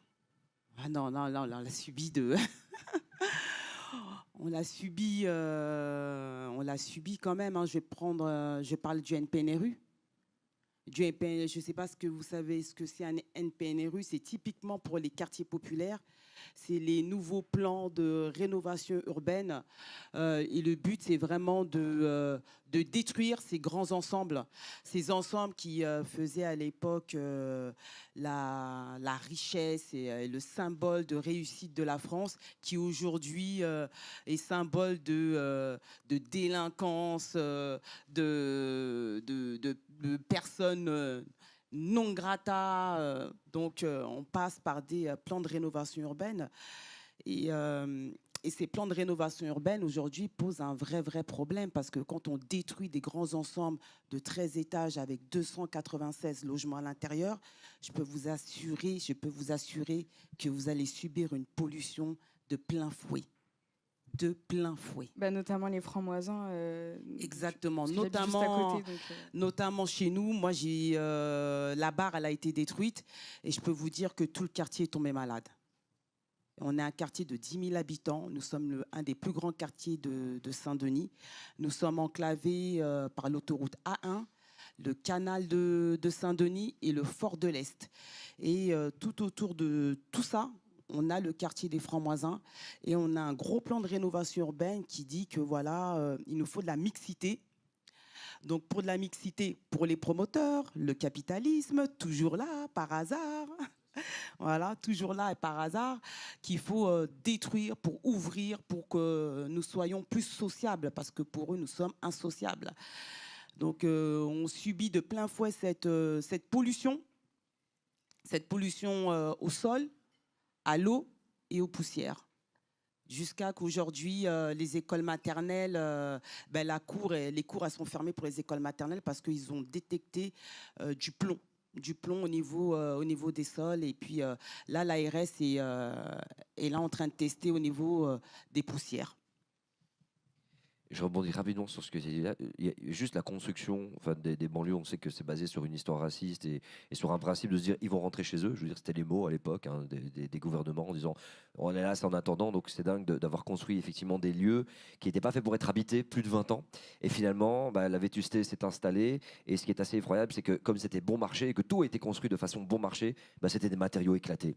Et aujourd'hui, malheureusement, on en paye les conséquences. Et ce phénomène-là, c'est un phénomène qu'on retrouve également en Belgique. On n'a pas le phénomène de banlieue. Nous, ce sont des quartiers dans Bruxelles. Vous avez certainement entendu parler de Molenbeek, d'Anderlecht, 1070 représente. C'est là que je suis né. Et où on vit la même chose, en fait. C'est-à-dire que des endroits où, malheureusement, on n'a pas même pris notre pouvoir politique parce qu'il nous a été enlevé depuis très tôt et où le conseil régional s'est dit bon, on a besoin d'une route qui permet d'évacuer Bruxelles. Bon, on va la faire passer par là parce que de toute façon... c'est des Noirs, c'est des Arabes. De toute façon, politiquement parlant, ici au conseil d'administration, il n'y a personne qui les représente. Eh ben, on va l'installer, cette route. Et effectivement, nous, on a des rapports pour Bruxelles, des zones les plus polluées par la pollution de l'air. Eh ben, c'est des endroits où l'indice socio-économique est le plus faible. Et c'est dans les endroits où on a le plus de personnes racisées. Voilà, les statistiques correspondent. Je sais qu'en Belgique, en France, vous n'avez pas droit à des statistiques sur les... Ah, nous, on les a. Nous, on les a. Voilà. Et c'est édifiant. Et je sais pourquoi ils ne veulent pas les activer en France. Mais je vais rebondir parce que ce qui est fort, chez nous, aux Francs-Moisins, c'est que nous, en 2019, on a fait un référendum. On a fait un référendum pour dire attention aux conséquences de la destruction. Pour vous dire qu'on est dans l'écologie et on savait déjà les conséquences. On disait, attention, les conséquences, une barre d'immeuble, on ne veut pas revivre ça. Il y a la poussière, il y a le bruit, il y a les gravats. Attention. Mais malgré ça, ils pensent que nous ne sommes pas capables de parler. Donc, c'est les décideurs qui décident pour nous. Et pourtant, nous sommes des experts, vu que nous habitons dans ce quartier-là. Et c'est ça qui est dramatique. Oh, c'est du racisme. Enfin, c'est un racisme systémique. Mais bon, Ah oui, c'est mais pas le sujet aujourd'hui, mais c'est à la fois le sujet. Rania. Merci pour ton témoignage, c'était hyper intéressant. Maintenant, je vais poser une question à Irène. Avec de nouvelles figures de l'écologie comme Malcolm Ferdinand, Fatima Wassak, Féris Barkat qui a ouvert une école populaire du climat à Saint-Ouen, est-ce que la représentativité devient un enjeu clé dans le mouvement climat? Et ma deuxième question, ce serait comment, avec Make Sense, vous contribuez à faire pivoter le curseur dans le mouvement climat? Peut-être pour commencer, est-ce que c'est un enjeu clé? Sachant que c'est un des sujets centraux ce soir, combien de personnes à main levée estiment faire partie plus ou moins du mouvement climat? Parce que j'en ai vu quelques-uns. Ok, je pense que déjà, il y a vraiment un sujet, rien que là. Et c'est des gens qu'on a ciblés, qui sont venus écouter, qui sont venus apprendre et qui sont venus très probablement dans une dynamique de se dire comment on peut être des bons alliés pour ces sujets-là. Donc, identifiez-vous, créons des ponts, essayons de nous faire confiance parce qu'on a des enjeux communs, clairement. Même s'il y a plein d'enjeux, et j'y reviendrai sur comment bien travailler ensemble parce que c'est pas si évident que ça. En tout cas, l'enjeu de pourquoi est-ce que c'est important de le faire, parce que d'une part, en fait, on a effectivement besoin de tout le monde et que du coup, 30% de la population, c'est juste énorme. On peut pas dire genre non, on va faire sans eux, et quand bien même s'arrêter à la conclusion de dire ouais, mais du coup, ils ont d'autres prios, donc ils peuvent pas. Et on réfléchit pas à comment faire en sorte qu'en fait ils puissent et à donner les conditions de possibilité. Et deuxièmement, troisièmement, en fait, j'ai 3 raisons. Pardon. La deuxième raison, c'est parce que effectivement, ils connaissent mieux que tout le monde leurs besoins et les problèmes, parce qu'ils les vivent au quotidien dans leur chair. Et donc, si on veut avoir une vraie ambition en termes de politique climatique, en fait, c'est leurs voix qui doivent être au centre du débat, parce que forcément, elles seront plus ambitieuses. C'est ce que disait Laurence Subiana sur la négociation des accords de Paris. S'il n'y avait pas eu les voix des pays du Sud, on n'aurait jamais pu avoir un accord à 1,5 qui soit ambitieux. Et troisièmement, parce qu'en termes de solutions et de connaissances et de savoir, il y a énormément de choses qui peuvent être utiles pour la transition écologique et qui sont négligées, pas valorisées. Enfin voilà, il y a un potentiel d'innovation dont on a besoin. On ne va pas résoudre les problèmes avec les mêmes personnes qui les ont créés. Et donc voilà, de base, c'est important. Pourquoi on n'y est pas? Il y a, pour moi, ma manière de le voir, il y a 2 grandes raison. La première, c'est, et je vais me concentrer sur la première et je reviendrai peut-être plus tard sur la deuxième. La première, c'est qu'il y a un discours porté sur l'écologie, il y a un discours dominant qui empêche ça. Et la deuxième, c'est qu'il y a un discours porté aussi par le mouvement climat qui empêche ça. Et donc, du coup, je reviendrai plus tard sur nous, le mouvement climat, comment est-ce qu'on doit aussi se remettre en question. Mais d'abord, mettons-nous d'accord sur le fait qu'on a des intérêts communs et qu'il va falloir s'allier tant bien que mal, mais il va falloir le faire. Du coup, donc quand on tape, est-ce que vous savez par exemple quand on tape écolo sur Google Images, quelle est l'image qui sort? Un écran de veille Windows. Pardon, je sais pas. Non. Une autre proposition? Allez-y dans le public. Hein. À Oh peu mon près. Dieu. En gros, un bobo de 30 Starfall, là. piges avec un bonnet rouge un peu trop grand qui fait un câlin à un arbre. Voilà. La première image, vraiment la première élément humain qui sort. Voilà. Après, peut-être quelques représentants du Parti Les Verts parce qu'il y a des trucs comme ça, mais le premier truc, c'est ça. Donc, nous, on a aussi, on développe avec Make Sense des ateliers en partenariat avec des associations d'éducation populaire, dont certaines sont aussi dans la salle et dont GetUp fait partie et nous a aidé à co-créer. Et on se sert des données du coup de GetUp pour créer nos outils pédagogiques. On a un petit exercice qu'on aime beaucoup qui s'appelle Dessine-moi un écolo et qu'on fait faire aux jeunes. Et du coup, souvent, en fait, ce qui ressort, c'est des visions ultra caricaturales de ce que c'est l'écologie, en fait, de ce que c'est être engagé pour l'écologie. Ça va être, en gros, 2 assez binaires entre l'éco-geste et l'éco-terrorisme. Voilà. Pour préciser ce que ça veut dire, ça va être donc des comportements individuels qui sont pour les jeunes pas accessibles. Et donc, en fait, ces injonctions-là, elles sont ultra violentes à leur envoyer parce que ils peuvent pas en fait consommer bio, ils peuvent pas très concrètement, faire sans la voiture dans plein de moments, etc., etc. Une bonne Tesla électrique. C'est de l'humour, hein. C'est complètement du second degré, mais beaucoup de gens sont persuadés d'être écolos en roulant en Tesla électrique. Par exemple, je ne sais pas comment rebondir là-dessus, du coup je continue. Désolé, excuse-moi. Je t'ai parasité. J'étais lancée. Du coup, il y a cette vision, voilà, trop bien, le zéro déchet et tout ça. Bon, bref, je dis pas, il faut les faire, ces gestes-là, et il faut les faire quand on y a accès, mais il faut aussi prendre conscience qu'il y a plein de gens qui n'y ont pas accès. Et deuxièmement, donc l'écoterrorisme, c'est la vision un petit peu, effectivement, très caricaturale et médiatisée. Et donc ce terme-là, il a été quand même mis au goût du jour par Gérald Darmanin, donc l'ancien ministre de l'Intérieur, pour dire, en gros, c'est tout ce qui va recouvrir la désobéissance civile, l'action directe, etc. Et c'est pour, en fait, c'est des modes d'action qui sont dénoncés et qui sont pas forcément atteignables, en fait, pour les jeunes, parce que on va dire à un jeune de quartier qui a déjà effectivement plein de galères, mais en plus potentiellement des problèmes, comme l'a dit Sarah Maria tout à l'heure sur les violences policières, on va lui dire le but de ton action, c'est de finir en garde à vue. Non, ça va pas. Ou pareil, tu vas en manif, tu vas te faire nasser volontairement. Bon, après, voilà, il faut juste savoir que ça, c'est un peu les visions qui ressortent. Genre, les écolos, ils sont pas contents, ils sont en colère. En plus, ça fait pas kiffer. Bon, bref, il y a pas mal de choses qu'il faut et qui sont pas. Ça, je le mets pas que sur le compte du mouvement climat. Je pense qu'il y a, voilà, un peu des dérives du mouvement climat sur l'ultra-valorisation des éco-gestes ou l'ultra-valorisation de ces pratiques-là de militantisme qui sont à interroger, et qu'il y a à peu près 50 nuances d'écologie et d'action pour l'écologie qu'on peut dessiner au milieu. Et donc, c'est ce qu'on essaye de faire auprès des jeunes. Mais du coup, en tout cas, la question qu'il faut se poser derrière, c'est à qui ça profite le crime. Pour moi, quand un jeune de quartier dit l'écologie, c'est un truc de riche, c'est un truc de bobo, derrière, c'est effectivement Patrick Pouyanné qui se frotte les mains dans son bureau. Parce que du coup, ça l'empêche pas d'opérer, quoi. Ou à l'inverse, et moi, je réfléchissais à ça en vous écoutant, mais je pense que c'est des choses dont on pourrait encore discuter, c'est l'écologie, c'est un truc de blanc. Ça, c'est, je pense, un truc qui est effectivement produit par, comme vous le disiez, le message genre vous n'êtes pas chez nous, vous n'êtes pas chez vous ici.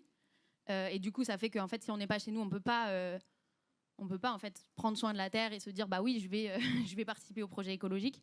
Mais que c'est un message qu'il faut essayer de dépasser, parce que en fait, c'est une manière d'opposer aussi des différents types de populations pauvres entre elles, et d'essayer de faire de la préférence entre les publics au lieu de permettre une forme d'alliance aussi entre des populations qui connaissent réellement des difficultés économiques, etc., et qui peuvent être racisées ou non. Voilà. Et après, rapidement, pardon, parce que ça va. Et comment chez Make Sense on essaye de faire bouger ces représentations. Bon, il y a un peu de boulot, hein. On se bat contre une machine médiatique bien en marche depuis 50 ans, donc il faut aussi conscientiser ça, mais on a d'autant plus besoin de le faire. Je pense que principalement, moi je tente une comparaison qui m'est venue ce matin et que je me suis dit ça, c'est un peu gonflé, mais je la tente quand même. Moi j'aimerais bien qu'on soit le DJ Mehdi de l'écologie, pour ceux qui ont vu le documentaire. Rassembler les peuples. C'est-à-dire que voilà, en fait, on ne transige pas sur le projet, on est sérieux, on fait un truc pointu, on fait de l'écologie, ou voilà, on fait de l'écologie et de la justice sociale, mais on abolit les frontières en fait entre les genres, et on fait danser tout le monde, quoi. Et du coup, concrètement, on a ces ateliers du coup où on essaye d'ouvrir des espaces adaptés pour les jeunes et pas de les faire venir chez nous, mais plutôt on vient à eux, où ils peuvent exprimer leur vision. Où ils peuvent découvrir d'autres modes d'action, d'autres représentants, et se dire en fait j'ai peut-être ma place là-dedans. On a du coup une action de sensibilisation du grand public, et en avant-première mondiale, mais juste après le rapport parce que quand même c'est pas aussi canon, mais on va sortir tout plein de contenus sur une playlist sur le média Chiche de Make Sense, de vulgarisation, donc en gros l'écologie populaire pour les nuls. Je vous demanderai pas de lever la main quand même, ce serait un peu stigmatisant, ceux qui se reconnaissent là-dedans. Mais il y a vraiment voilà, cet enjeu-là, et il y a après de faire du plaidoyer aussi auprès des institutionnels, et de faire en sorte que ce soit pas juste nous qui allons porter la parole des jeunes en mode le jeune a dit, mais que ce soit les jeunes en face des décideurs. Et du coup, ce qu'on a fait par exemple il y a 2 semaines, on est allé avec des jeunes, une petite équipe de 7 jeunes du 93 qu'on a accompagnés toute l'année dernière dans un programme qui s'appelle Ambassadeurs de la résilience alimentaire. L'année dernière, on les a accompagnés à construire une cuisine qui s'appelle une cuisine nomade, qui sera un outil de mobilisation pour créer de l'action, s'installer, par exemple en bas des tours, etc., et faire des actions autour de la résilience alimentaire, des maraudes, des collectes d'invendus, etc. Donner un sens écologique à ça. Et surtout, on est allé du coup au Conseil de l'Europe à Strasbourg le jour de l'adoption d'un rapport qui s'appelle Garantir le droit humain à l'alimentation. Et auquel les jeunes ont contribué et leurs témoignages en fait, ont permis vraiment d'articuler le rapport et de lui donner une orientation sur les droits humains, partant du constat que alors que l'Europe est une terre d'abondance et de production agricole abondante, il y a aujourd'hui encore des problèmes de faim et de malnutrition en Europe parce qu'il y a un problème d'accès à l'alimentation saine. Voilà, je pourrais vous en dire plus si ça vous intéresse, mais voilà un petit peu ce qu'on essaye de faire. En fait, j'aurais dû terminer par la conclusion sur DJ Mehdi, ça aurait été quand même un peu plus stylé à la fin. Mais voilà, retenez ça quand même. Merci Irène.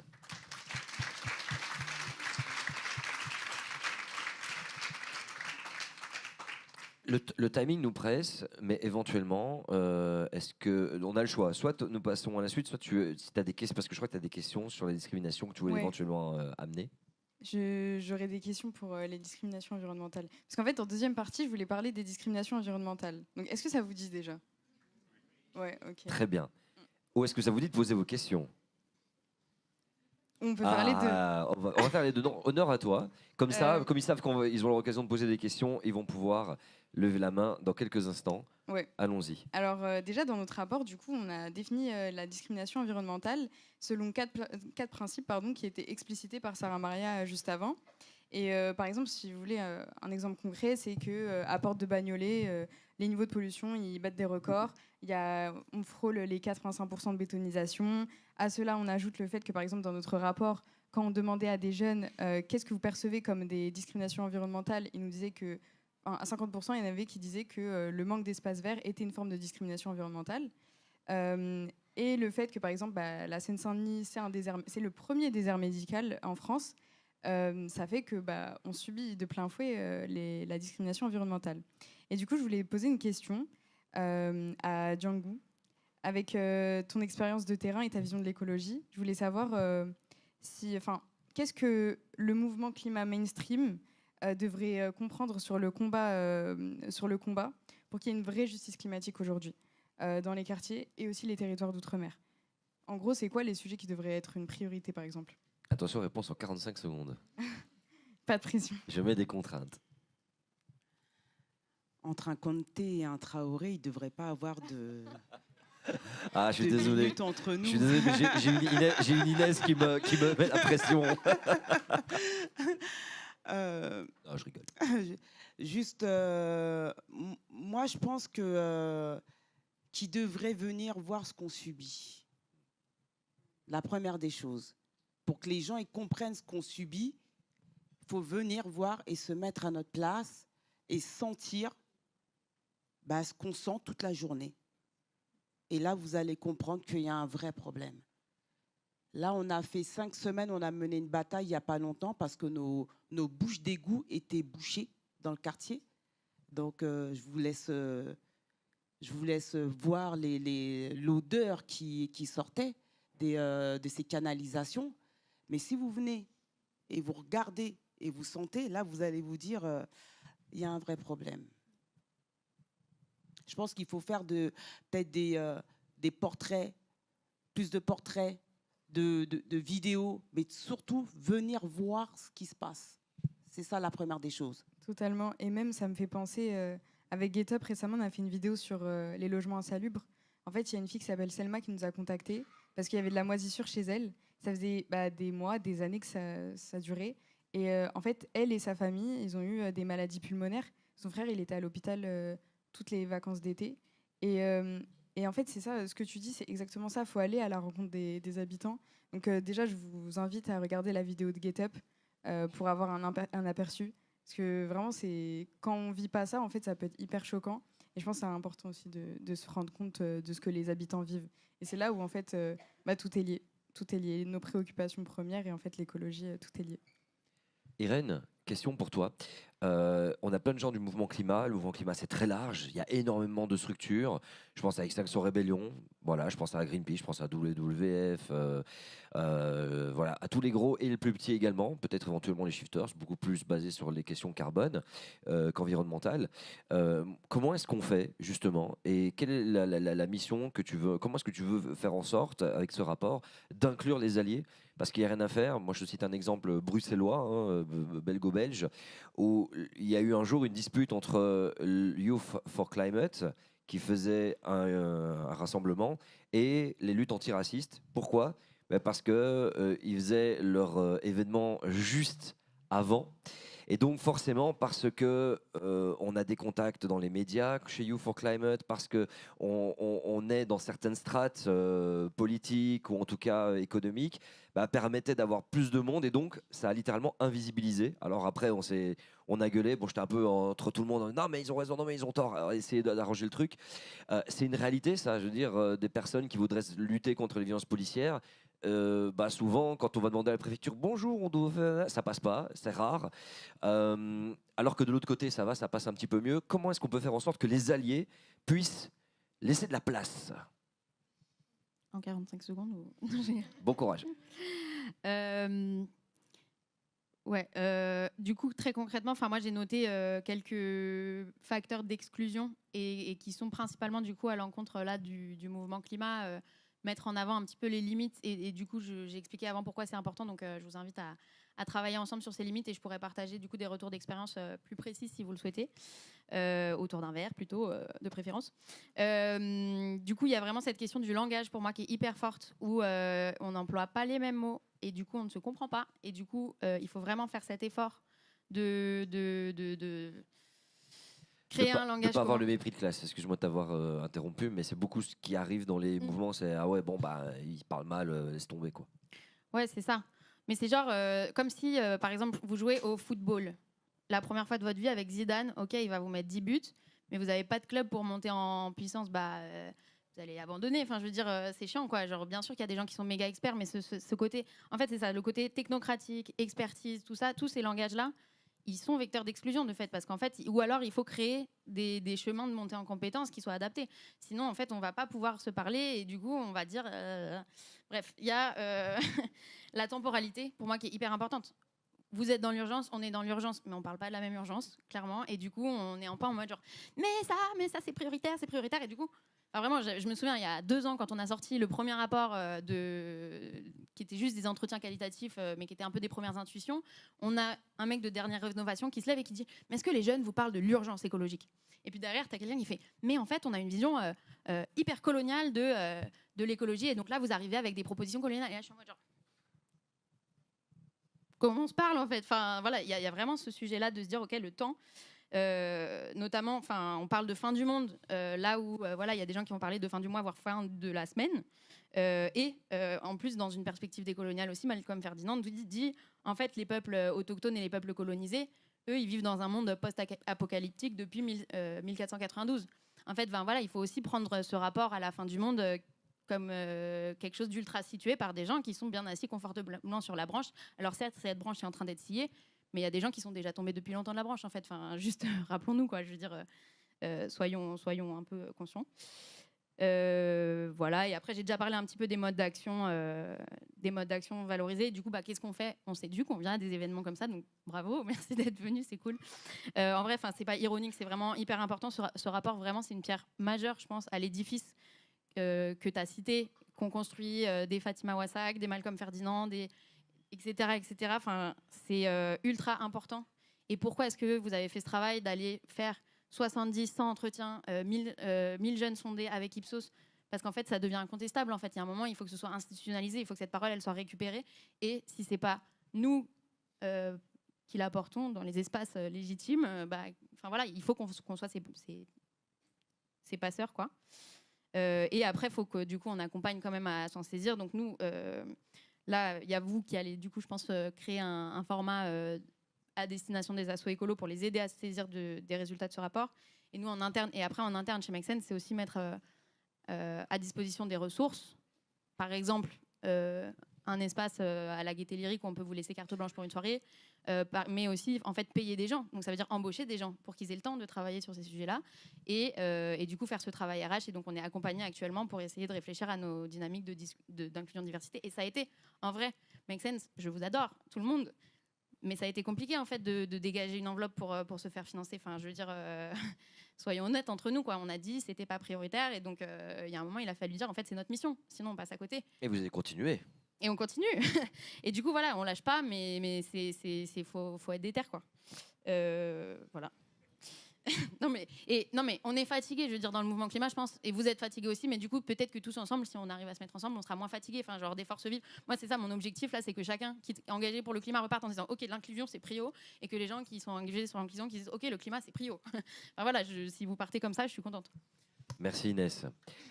Avant de passer aux questions-réponses du public, je voudrais t'entendre, Django, pour une petite conclusion, vraiment, parce que j'aime bien ta façon de t'exprimer, j'aime bien tes punchlines, j'aime bien comment tu t'amènes, comment tu ancres les choses. Quand on a tu as encore un truc à dire, mais tu nous Pardon, colonises, qu'est-ce qui se passe? bavarde. Je rigole. C'est vrai.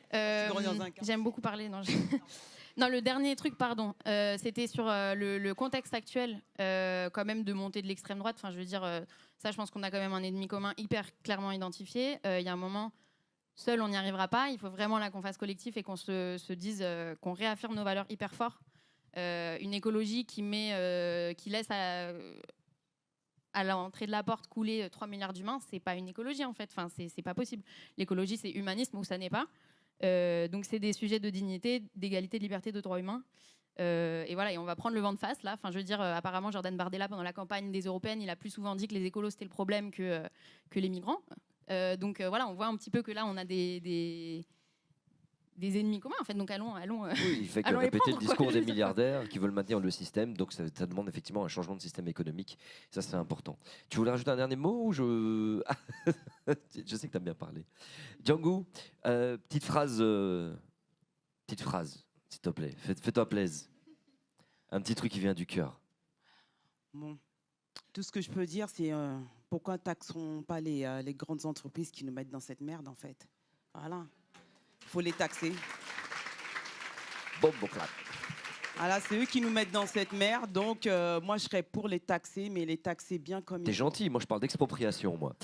Ouais, mais il paraît que c'est encore trop, voilà, trop voilà, radical. c'est ce que j'allais dire. Voilà, c'est trop. Ouais, on t'inquiète. va rester sur taxer. Oh, c'est filmé ça en plus? Ah, c'est filmé. Aïe, ça va se retrouver sur X. Merci à vous, merci Rania aussi. Merci à Irène, toi. merci Django. Je voudrais rapidement voir s'il y a des questions dans le public.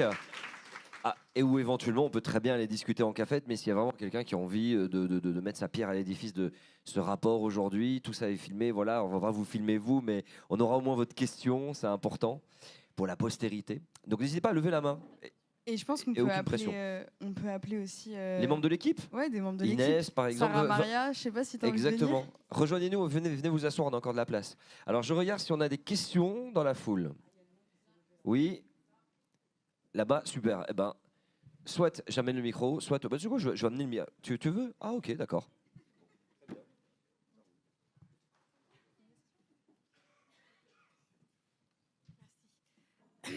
J'ai la voix un peu cassée ce soir, mais je vais essayer de l'éclaircir. Alors, merci d'abord, parce que j'ai trouvé ça génial depuis le temps que nous, on en parle dans les quartiers populaires.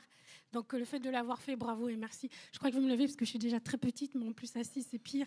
Donc, Linda Bouifrou, militante écologiste féministe dans les quartiers populaires, mais aussi sur ce dont vous avez parlé en première partie, les pays du Sud, puisque c'est mon travail, je suis géographe du développement. Donc, j'ai été ravie d'entendre tout ce que j'ai entendu. Le rapport, j'ai pas réussi à le download. Donc, je ne sais pas s'il a été mis tout juste, j'ai pas réussi, mais c'est pas grave. J'ai juste une question à savoir, est-ce que vous parlez d'écologie politique aussi au sein de ce rapport? Parce que vous n'en avez pas parlé. Vous avez parlé des freins, des entraves générales. J'ai pas entendu le mot disqualification, mais très souvent, quand on travaille sur l'écologie, et sans être jeune, puisque j'ai le double de votre âge pour la plupart, on nous disqualifie automatiquement parce que... Alors, on peut avoir le bagage académique, mais tant pis, on nous disqualifie puisqu'on n'est pas les légitimes. Et donc, je voudrais savoir si vous parlez dans ce rapport justement de l'engagement politique, au sens politique-politicienne, des jeunes et toutes les problématiques probablement entravantes. Merci. Merci beaucoup pour ta question, Linda. Il faut que tu saches que Sarah Maria est géographe de formation, elle vient d'obtenir son diplôme. Voilà.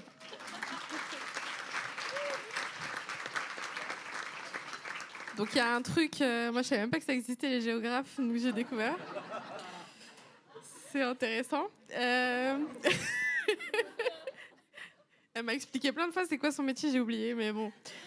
C'est un truc avec la géographie, du coup, bref. Dans le rapport, on articule plein de concepts différents. C'est-à-dire, on va prendre écologie populaire et écologie politique. On mélange un peu de tout. On invite évidemment, dans la troisième partie, dans les recommandations, les jeunes à s'engager en politique, à mener des campagnes, à interpeller les élus, à rentrer dans les partis, à former les partis. Tout ça, c'est des choses qui existent dans les recommandations et qui émanent de tous les entretiens qu'on a faits, de tout ce qu'on a appris aussi avec les gens engagés sur le terrain, parce que Django est aussi engagé en politique. Et voilà, donc ça fait partie des recommandations. Mais après, on ne pouvait pas tout mettre et il y a forcément des trucs qu'on n'aura pas mis. Et sinon, il aurait peut-être fait 300 pages le rapport et aucun jeune ne l'aurait lu. Déjà là, c'est... Est-ce que vous l'avez vu? Est-ce qu'on peut le montrer vite fait? Là, il ressemble à ça. Il est tout... ça fait une centaine de pages, je crois. Et puis, dans ce format-là, ça reste un peu digeste. Donc, quand on arrive devant un jeune et qu'on lui dit « lis », ça va. Mais s'il avait été plus gros, ça aurait été un peu plus compliqué. Mais voilà, donc c'est juste une porte d'entrée. Et après, il y a plein de ressources. Il y a une bibliographie à la fin de tous les auteurs, toutes les ressources que Sarah Maria a mobilisées. Donc, si les gens veulent aller un peu plus loin. Mais il est là aussi pour être une excuse, en fait. Donc, si on le prend et qu'on fait une table ronde, on organise un truc dans une asso, dans un centre social, ce sera l'occasion de parler de plus de choses encore que ce qu'il y a dans ce rapport. Mais merci beaucoup pour ta question. Alors, je n'hésitez pas à bien lever la main, mais pas d'obligation, bien sûr. Ah, juste à côté. Ah, là-bas? Ok. Pardon. Alors, on t'amène le micro. Patience, ça va arriver sur ta gauche. Dans 5, 4, 3, 2, 1. Ah, je suis mauvais en estimation. Oui, elle est là. Non, sur la droite. Voilà. Bonjour à tous. Attends, il faut que ça ne baisse le micro. Ah, c'est bon. Bonjour à tous. Déjà, je voulais vous dire merci pour cette conférence qui fut très instructive parce que je trouve que c'est pas un sujet dont on parle forcément. J'ai l'impression que c'est vraiment récemment qu'on en parle en France, notamment pour ce qui s'est passé à tout ce qui était Saint-Denis. Je savais pas, mais après j'avais un petit peu appris qu'il y avait une grosse injustice quand, par exemple, tu avais des pêcheurs sénégalais qui étaient obligés de partir de plus en plus loin parce que, je sais pas, il y avait des bateaux qui balançaient des saloperies dans leur plage, etc., ce qui faisait qu'ils ne pouvaient plus pêcher, ou dans leur fleuve qu'ils ne pouvaient plus pêcher, et que vraiment c'était pas possible, ça devenait vraiment chaud. Les chalutiers chinois et européens qui prennent tout. Exactement. Ouais. Donc je voulais savoir, parce que moi j'avais un petit peu vécu en Belgique, notamment à vite fait à Anderlecht, quartier Kuregem, je pense que tu vois de quoi je parle, et j'ai remarqué que vers Gare du Midi, ces endroits, il y a toujours eu une atmosphère, mais vraiment, tu as l'impression d'être écrasé. Enfin, qu'est-ce qui fait ça? Est-ce que vous pensez, qu'est-ce qui fait que, si c'est la pollution qui fait ça, qu'est-ce qui fait que cela crée cette situation? Est-ce que c'est les industries qui sont à côté de Forêt Midi? Est-ce que c'est localement? Comment ça se passe à Bruxelles? Waouh, je ne vais pas faire tout le cours autour de Bruxelles, mais globalement, ce qui s'est produit, c'est qu'il y a une négligence des politiques de l'époque, en fait, tout simplement. Quand les personnes sont arrivées, les immigrés, alors encore, quand il y a l'immigration qui arrivait pour reconstruire aussi la Belgique, la France a au moins eu l'idée de construire des tours, même si elles étaient faites pour durer 20-30 ans. Ils ont eu l'idée. À Bruxelles, c'est ouais, venez. Et en fait, des personnes ont commencé à s'installer, puis on rejoint leurs cousins, leurs cousines, on rejoint leurs familles dans des quartiers. Et les personnes qui travaillent en fait dans les grandes institutions belges, le roi, il a au nord de Bruxelles, il a un terrain, enfin bref, il a un truc gigantesque. Et les personnes UP, en fait, de leur côté, ils ont les belles voies. Les quartiers Oudergem, quartiers Woluwe, ce sont des grands boulevards très très libres, avec des gares, avec tout ce qu'il faut. Et n'allez jamais de ce côté-là. Et en fait, il y a vraiment eu à un moment donné une fracture qui s'est passée. Vous imaginez Bruxelles, vous divisez en deux. Les beaux quartiers Uccle avec la forêt de Soignes, en fait tout ce qui est proche de la forêt. On a une des plus grandes forêts à proximité d'une ville. Et tous les riches ont été là-bas, toutes les personnes aisées, toutes les personnes en politique ont pris leur grande maison et ils ont laissé les gens travailler au centre parce que c'était de la main d'œuvre aussi. Et malheureusement, la gare du Midi et la gare du Nord, d'ailleurs, ont été des zones littéralement, en fait, alors ça se transforme, mais c'est très très lent, qui ont été politiquement littéralement oubliées. C'est un phénomène qu'on retrouve partout. On le retrouve aux États-Unis, on le retrouve en Angleterre, voilà, on le retrouve ici à rue de Dunkerque, gare du Nord aussi. C'est vraiment en fait une négligence des autorités locales. Pourquoi? Et ça, c'est intéressant. C'est Albert Moukébert qui parle. C'est un neuroscientifique qui explique en fait que des élus, quoi qu'il arrive, ne vont jamais prendre des décisions qui vont aller à l'encontre de leur quotidien et qui vont aller à l'encontre en fait de leurs habitudes. C'est vraiment un biais qu'ont des élus, par exemple des ministres ou des bourgmestres, des maires, qui savent très bien que prendre une décision en conseil des ministres ne va jamais les impacter eux, parce que c'est monsieur le ministre, c'est monsieur le maire, et donc prennent en fait inconsciemment et parfois avec un peu de conscience des décisions qui vont, quoi qu'il arrive, faire partie de leur schéma de croyance, mais ils vont savoir que ça ne va pas les atteindre. Eh ben, c'est le résultat de ce qui s'est passé à Bruxelles, c'est le résultat encore aujourd'hui. Alors imaginez quand ces gens-là fonctionnent dans un système qui on va être fait croire que le racisme c'était quelque chose du passé, mais qui est toujours extrêmement présent, puisque c'est un système de croyance qui régit tout le système économique. Eh ben, c'est compliqué, ça donne le résultat qu'on a aujourd'hui, ça demande une déconstruction extrêmement solide et un ego qui doit se démolir. Voilà, je voulais répondre en deux, mais j'ai répondu lentement. Question juste là-bas. Alors, je ne sais pas où est le micro. Voilà, super. Tu veux, Inès, qu'on prenne plusieurs questions en même temps? Et comme ça, on répond à chaque question? Ouais, on peut faire ça. Vas-y, si vous avez le cerveau pour retenir 2-3 questions. Hein. Moi, je suis incapable de faire ça. On t'écoute. Déjà, merci pour tout. Ma question, c'est est-ce que dans ce rapport, vous parlez un petit peu de vos parcours à vous, les créatrices du rapport? Pourquoi? Parce que tout à l'heure, il y a un mot qui est revenu dans une question, c'est la question de la légitimité. Et aussi voir qu'est-ce qui vous a d'abord permis de prendre conscience du problème, mais après de vous sentir légitime à mener toutes ces démarches. Ce serait aussi un élément d'analyse important pour comprendre les blocages qu'il peut y avoir chez les jeunes de quartiers populaires, entre autres. Et voilà. Donc est-ce que vous en parlez? Et sinon, je pense que ça pourrait être super intéressant que vous le fassiez en annexe du rapport. Vous retenez la question, on va prendre une autre. Juste ici devant nous, on peut passer le micro juste là, direct, hein, on passe le micro. Ah, ok. Du coup, bonjour, enchantée. Du coup, je me présente, je m'appelle Sendé, je suis des jeunes écologistes et notamment, du coup, je faisais une question un peu politique, mais c'est que justement, moi j'ai beaucoup regardé, questionné même ma famille sur ces questions de politique qu'on dit écologistes qui sont mises en place. Et en fait, la première chose qu'on va nous dire vis-à-vis de ces politiques-là, c'est qu'elles vont impacter les plus pauvres. Notamment, par exemple, on a le périph' qui passe à 50 km/h.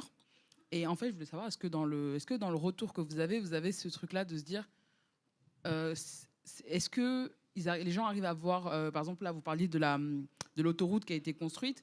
Typiquement, si dans une écologie politique qui prend en compte les gens, on ne la construit pas, mais du coup, on va nous accuser d'impacter les plus pauvres. Et du coup, comment est-ce que dans le rapport, vous avez essayé de mettre en contradiction les jeunes vis-à-vis de ces choses-là? Parce que même parfois, les gens vont eux-mêmes se considérer impactés par ça, parce que l'impact, il est double. Hein. Je sais pas si vous voyez ce que je veux dire, en sens où les gens sont réellement impactés physiquement, mais aussi impactés au niveau de la santé. Du coup, je me demandais, est-ce que ces contradictions, elles ont été mises en avant dans le rapport, ou c'est quelque chose qu'on a du mal à quantifier ou à comprendre? Voilà, je ne sais pas si c'était clair, mais... Merci à toi. Vous voulez déjà commencer à répondre aux premières questions? Ou vous voulez en prendre une troisième? Une troisième? Wow, mais vous êtes incroyable. Bonsoir. Merci beaucoup déjà pour la conférence, méga intéressant. Moi, j'ai une question. Vous avez beaucoup parlé du fait de faire la place au sein des milieux climat pour les luttes dont nous parlons aujourd'hui et tout. Et je voulais savoir aussi, dans votre esprit, comment c'est possible de faire l'inverse, c'est-à-dire de voir pour les luttes locales, pour parler aux francs-voisins je sais pas, pour la pollution de l'air ou pour la pollution de l'eau, n'importe quoi, comment on peut faire la place pour les mouvements type, je sais pas, Extinction Rebellion, tout ça, pour qu'on rejoigne, qu'on donne de la force. Et moi, je sais pas, je viens de Marseille, je connais pas trop Paris, je connais pas les francs-voisins, mais je sais qu'à Marseille, on a le quartier nord, quartier sud, et quartier nord, il n'y a pas de végétation, il se réchauffe plus vite que le reste, donc en termes d'adaptation au changement climatique, ils vont se faire, je maîtrise mon vocabulaire, ils vont se faire... Bref, ils vont se faire éclater, frère. Exactement, merci. Et quartier sud, c'est les quartiers riches, et bref, vous avez le schéma, il y a plus de végétation, ils sont moins chauds, etc. Et du coup, pour moi, la lutte à Marseille en tant qu'écologique, ce serait de rejoindre l'élu des quartiers nord qui existent, mais c'est difficile. J'ai pas envie d'arriver à faire du tourisme écologique en mode bonjour, je viens. Mais comment créer des ponts pour lui faire cette lutte-là et avoir des vraies luttes locales qui soient à la fois l'écologique et de justice sociale. Voilà. Merci.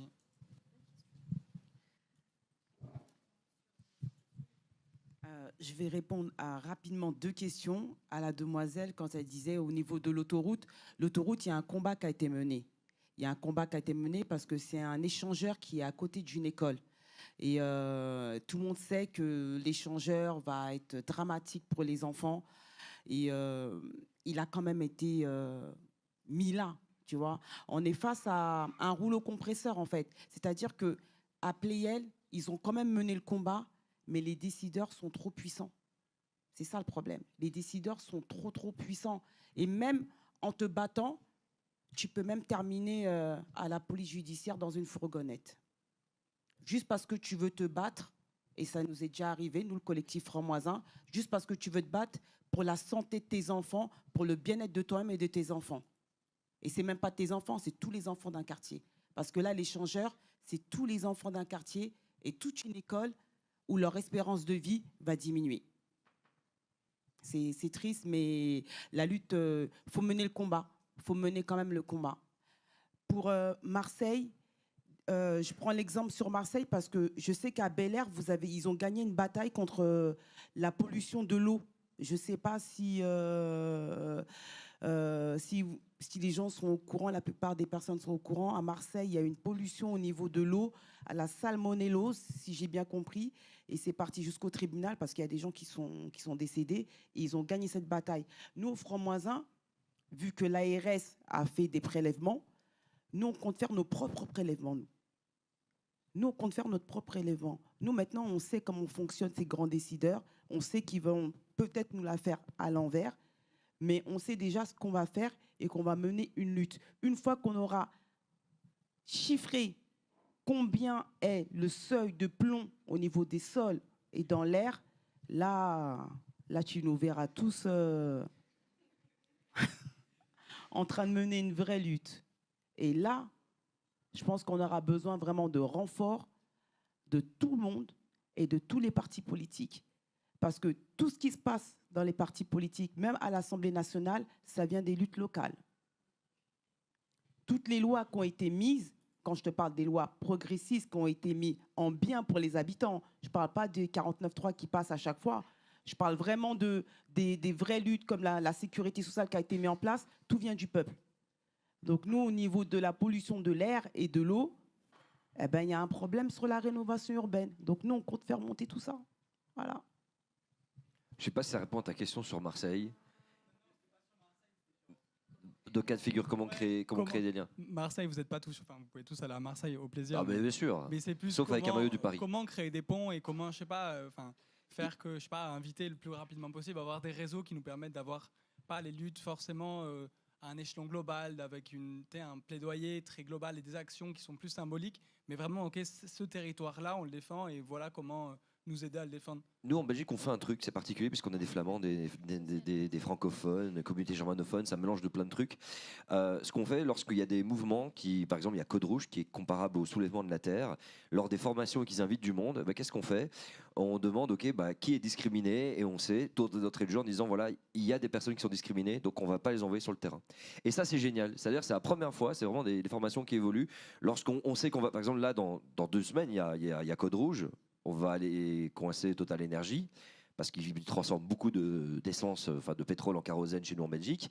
Et ben, on sait très bien que s'il y a des actions de terrain directes, il faut protéger les personnes racisées. Et ça, c'est ce qu'on dit dans les conversations. Et ce sont des Flamands aux revenus socio-économiques. Ce sont des jeunes blancs qui le disent en disant « Ok, il faut les protéger ». C'est-à-dire que si on commence à créer des groupes, on essaie de faire en sorte que les personnes soient plus utiles ailleurs. Parce qu'on sait que sur le terrain, le blanc, on l'attrape, ok, bon, on le met dans un bus, il a en état d'arrestation, t'es libéré après 6 heures. On sait que l'autre, non. On sait que l'autre, il va se faire taper par les flics. D'ailleurs, il y a une vidéo sur Limite qui s'appelle Code Rouge, qui explique le Code Rouge l'année dernière. Et j'avais beau avoir presse, il y a un flic il m'a bien envoyé sa matraque, quoi. Il n'avait rien à foutre. Et c'était moi, hein. Les autres gens de la presse, il n'a pas touché. Moi, on me voit bien, je suis en train de ramasser. Ben, c'est ces réalités-là. Et donc, je pense que c'est ça qui est important, c'est de savoir qu'on ne démarre pas tous du même niveau, que ce soit quartier nord, quartier sud, quelles que soient les prérogatives, quelles que soient les choses importantes, et tous de s'accepter, de dire ok, je dois reconnaître des choses qui existent dans la société, et donc je dois reconnaître que si par exemple il y a un homme qui se sent femme, eh ben, respecter ça. Ça commence déjà par ça. Que s'il y a une personne qui est racisée, de se dire ok, cette personne va être ciblée par la police en premier. En fait, s'auto-protéger et écouter les autres et fonctionner les uns avec les autres. Et je pense que c'est ça, et ça rejoint beaucoup ta volonté de te demander mais comment est-ce qu'on se rejoint et on fait team up avec les alliés, etc. Eh ben, c'est prendre en considération qu'on n'est pas tous logés à la même enseigne, qu'il y a des gens privilégiés, des gens pas privilégiés. Et à partir de ce postulat-là, ça va être possible. Parce qu'en fait, l'union fait la force, c'est la devise de la Belgique, je l'avais dit à une précédente conférence. Et le système capitaliste dans lequel on est, extractiviste, le but du système économique, c'est de diviser pour mieux régner, et ça fonctionne. Et donc, ça demande déjà de pouvoir en fait arrêter avec l'agisme, arrêter avec plein de types de discrimination, et tous ensemble aller dans la même direction. Voilà, pas les pro-Joule et les pro-SCH, genre en mode on y va tous ensemble, quoi. Mais ce qui est bien à Marseille, je vous aime bien, vous êtes les premiers à avoir réuni tout le monde, donc ça veut déjà dire que vous avez cette mentalité d'union fait la force. Et juste en... Ah pardon. En très bref, mais il y a ce privilège-là en fait qu'il faut dépenser face par exemple à la police, mais c'est aussi le privilège d'accès aux ressources en fait, aux institutions pour lever de l'argent, etc., etc. Donc en fait c'est tout ça, c'est d'abord arriver en essayant de comprendre quels sont les besoins plutôt que de se dire ah c'est ça le besoin. Écouter la stratégie qui a été pensée au lieu de se dire c'est moi qui vais faire la strat. Enfin genre c'est vraiment se mettre en support, quoi, en fait, et après créer de la réciprocité en disant moi je vais apprendre aussi, je vais ensuite pouvoir proposer une fois que la confiance sera créée. Ça prend du temps en fait, et c'est ça le truc qui est chaud, c'est qu'on manque de temps. En vrai, pour moi c'est là-dessus qu'on se bat le plus, c'est le temps de créer cette confiance et de faire avancer les projets. Mais c'est si on veut renverser le rapport de force, parce que c'est ce que tu as dit, en fait ils sont super forts en face, je veux dire on est en retard, quoi. Donc il faut qu'on rattrape ce retard assez vite. Et moi je me vois en tout cas plutôt dire voilà, qu'est-ce que je peux faire pour vous, quoi, dans un premier temps, tu vois. Super rapidement, parce que on aimerait bien après avoir le temps de parler avec tout le monde en bas sur la suite, comment continuer de travailler ensemble, bloquer des dates pour qu'on vienne présenter le rapport dans vos orgas, etc. Faut qu'on ait le temps d'en parler. Donc je fais très vite. Par rapport à ta question, il y a une recommandation du CESE sur la question de la justice climatique qui encourage d'évaluer chaque politique publique en lien avec l'écologie sur les 20% les plus pauvres de la population, les plus précaires, et d'évaluer systématiquement tout ça pour avoir toujours ce prisme justice climatique. Parce que les plus vulnérables, c'est les plus précaires, les femmes et les personnes racisées. Et les 20% les plus pauvres, c'est généralement un bon mélange de tout ça. Donc, c'est un bon outil pour le faire.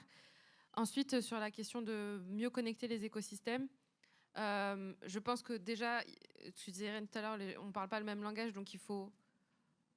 J'ai l'impression que tu as quand même lu des trucs et tu es un peu conscient de ce qui se passe dans les quartiers populaires. Donc, tu dois déjà sentir que tu as plus de facilité à échanger avec des acteurs de terrain que des personnes qui n'ont pas fait l'effort de lire, de comprendre, voilà. Donc, se former, c'est une obligation.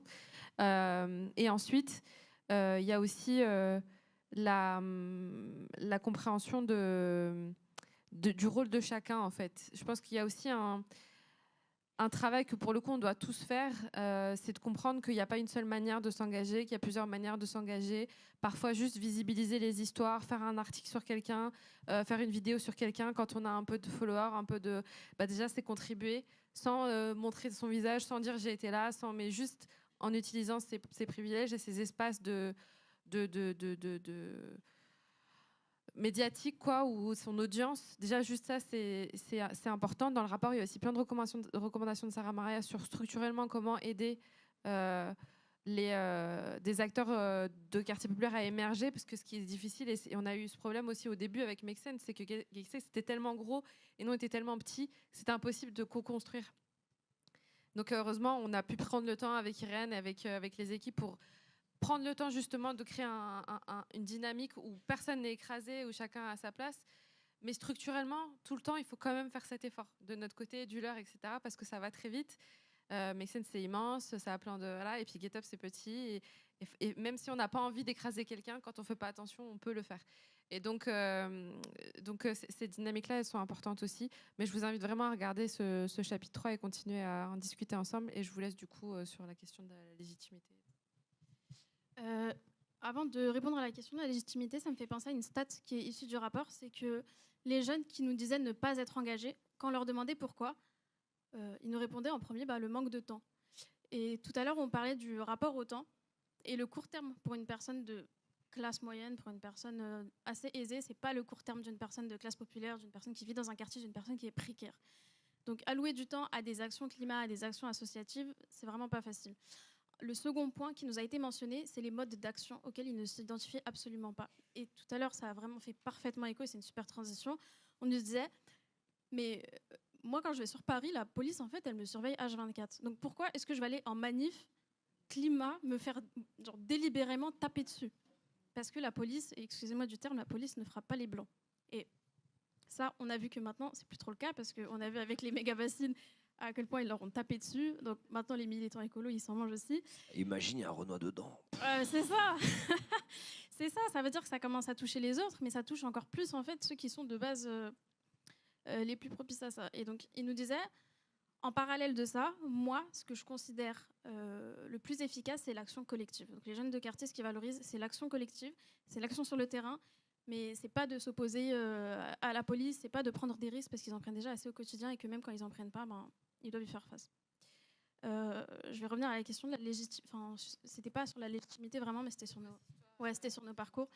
Moi, personnellement, j'ai pas parlé de mon parcours, mais parce que je trouvais que le témoignage de tous les autres jeunes en parlait à merveille. Et en fait, en lisant le rapport, c'est comme si tu lisais une histoire et tu vois qu'il y a un profil qui se dessine, qu'il y a une trajectoire commune qui se dessine. Et moi, par exemple, mon point d'entrée dans l'écologie, et encore une fois, c'est somptueux, mais moi, mon point d'entrée, ça a été le Laba. En fait, j'ai regardé un documentaire qui s'appelle Virunga. Je ne sais pas si vous connaissez. Ouais, tu vois. Et en gros, c'est sur comment l'humain et l'animal, donc notamment les gorilles de montagne, sont liés et comment l'un a un impact sur l'autre. Et ça, c'est dans les montagnes de République démocratique du Congo. Et on voyait à quel point en fait, tout repose sur un équilibre et sur un écosystème qui est magnifique. Et je me disais, mais en fait, on se nourrit l'un de l'autre, on repose l'un sur l'autre. Pourquoi ici on ne le voit pas? Pourquoi en fait ici on ne voit pas ce lien à l'écologie qui est absolument indispensable? Pourquoi on parle de fonte des glaces alors qu'il y a des gens qui meurent à cause de la non prise en compte de l'écologie et de la justice climatique dans leur combat? Et ça, c'est quelque chose qu'on retrouve dans le témoignage des jeunes. C'est pour ça qu'ils se sentent plus concernés par le Laba. Parce que le Laba, c'est archi important. C'est une notion clé. C'est une notion aussi clé qui est autant clé que l'injustice climatique. Le Laba, c'est quelque chose qui évoque beaucoup de choses, qui fait beaucoup parler, qui délie les langues. Et en fait, le Laba, vous comprenez pas? Ah ouais? Ok, désolée. J'ai tellement eu la tête dans le rapport. Il y a le ici et il y a le là-bas. Et quand les jeunes ils nous disent le là-bas, en fait, ils font référence à leur pays d'origine, ils font référence au Sud global en général, à l'Afrique, à l'Asie. Parce qu'il y a un sentiment d'éloignement, mais parce qu'il y a aussi un sens un peu général de ce qui se passe là-bas, c'est la même chose pour tous les pays du Sud. Donc voilà, on ne parle pas forcément de nos histoires, mais on se sent représenté par tous les jeunes qui racontent leur histoire dans ce rapport, et je pense que c'est suffisant. Merci Rania. Un dernier petit mot avant de conclure. Juste pour compléter, c'est pour construire sa légitimité, je pense que c'est important de faire une rétrospection sur sa vie et de se rendre compte qu'en fait l'écologie, elle est présente dans tous les moments de notre vie, même si on ne le nomme pas comme ça. On subit en fait de plein fouet les discriminations et je pense que Sarah Maria l'a très bien expliqué. Et comme tu dis, en fait, nous, on ne présente pas notre vie parce que dans le rapport, ça l'est très bien expliqué, il y a des profils qui se distinguent, mais c'est aussi pour pas... On ne veut pas forcément essentialiser le mouvement autour de nos personnes, tu vois. Genre, on ne veut pas représenter le mouvement écolo issu des quartiers, parce que ce n'est pas notre objectif. Je pense que toutes les personnes issues des quartiers populaires, elles représentent très bien le mouvement, et l'objectif, c'est que ça vienne de tout le monde, qu'on crée un vrai collectif, et qu'il n'y ait pas une starification ou une essentialisation du mouvement. Voilà. Merci beaucoup. C'est sur ces mots qu'on se quitte. Je voudrais, avant que vous leviez, remercier toute l'équipe de Get Up. Merci Inès, merci Rania, Merci Sarah Maria aussi pour ce moment. Merci à vous, merci à nos invités également. Merci à Irène. J'ai failli bugger sur le nom de famille, tu m'excuses, hein, donc Colonna Distra. Et merci également à toi, Django Traoré, merci pour votre venue. Je remercie Yamina Saeb qui est venue là tout à l'heure. Merci à l'équipe Make Sense, merci à l'ECF. Et c'est pas terminé, on vous invite à aller boire un verre et d'échanger encore et de discuter en bas du fond du cœur. Merci, mais je déteste quand c'est moi qui ai le dernier mot. Donc Inès, c'est quand même toi qui as tout chapeauté, donc je te laisse le dernier petit mot.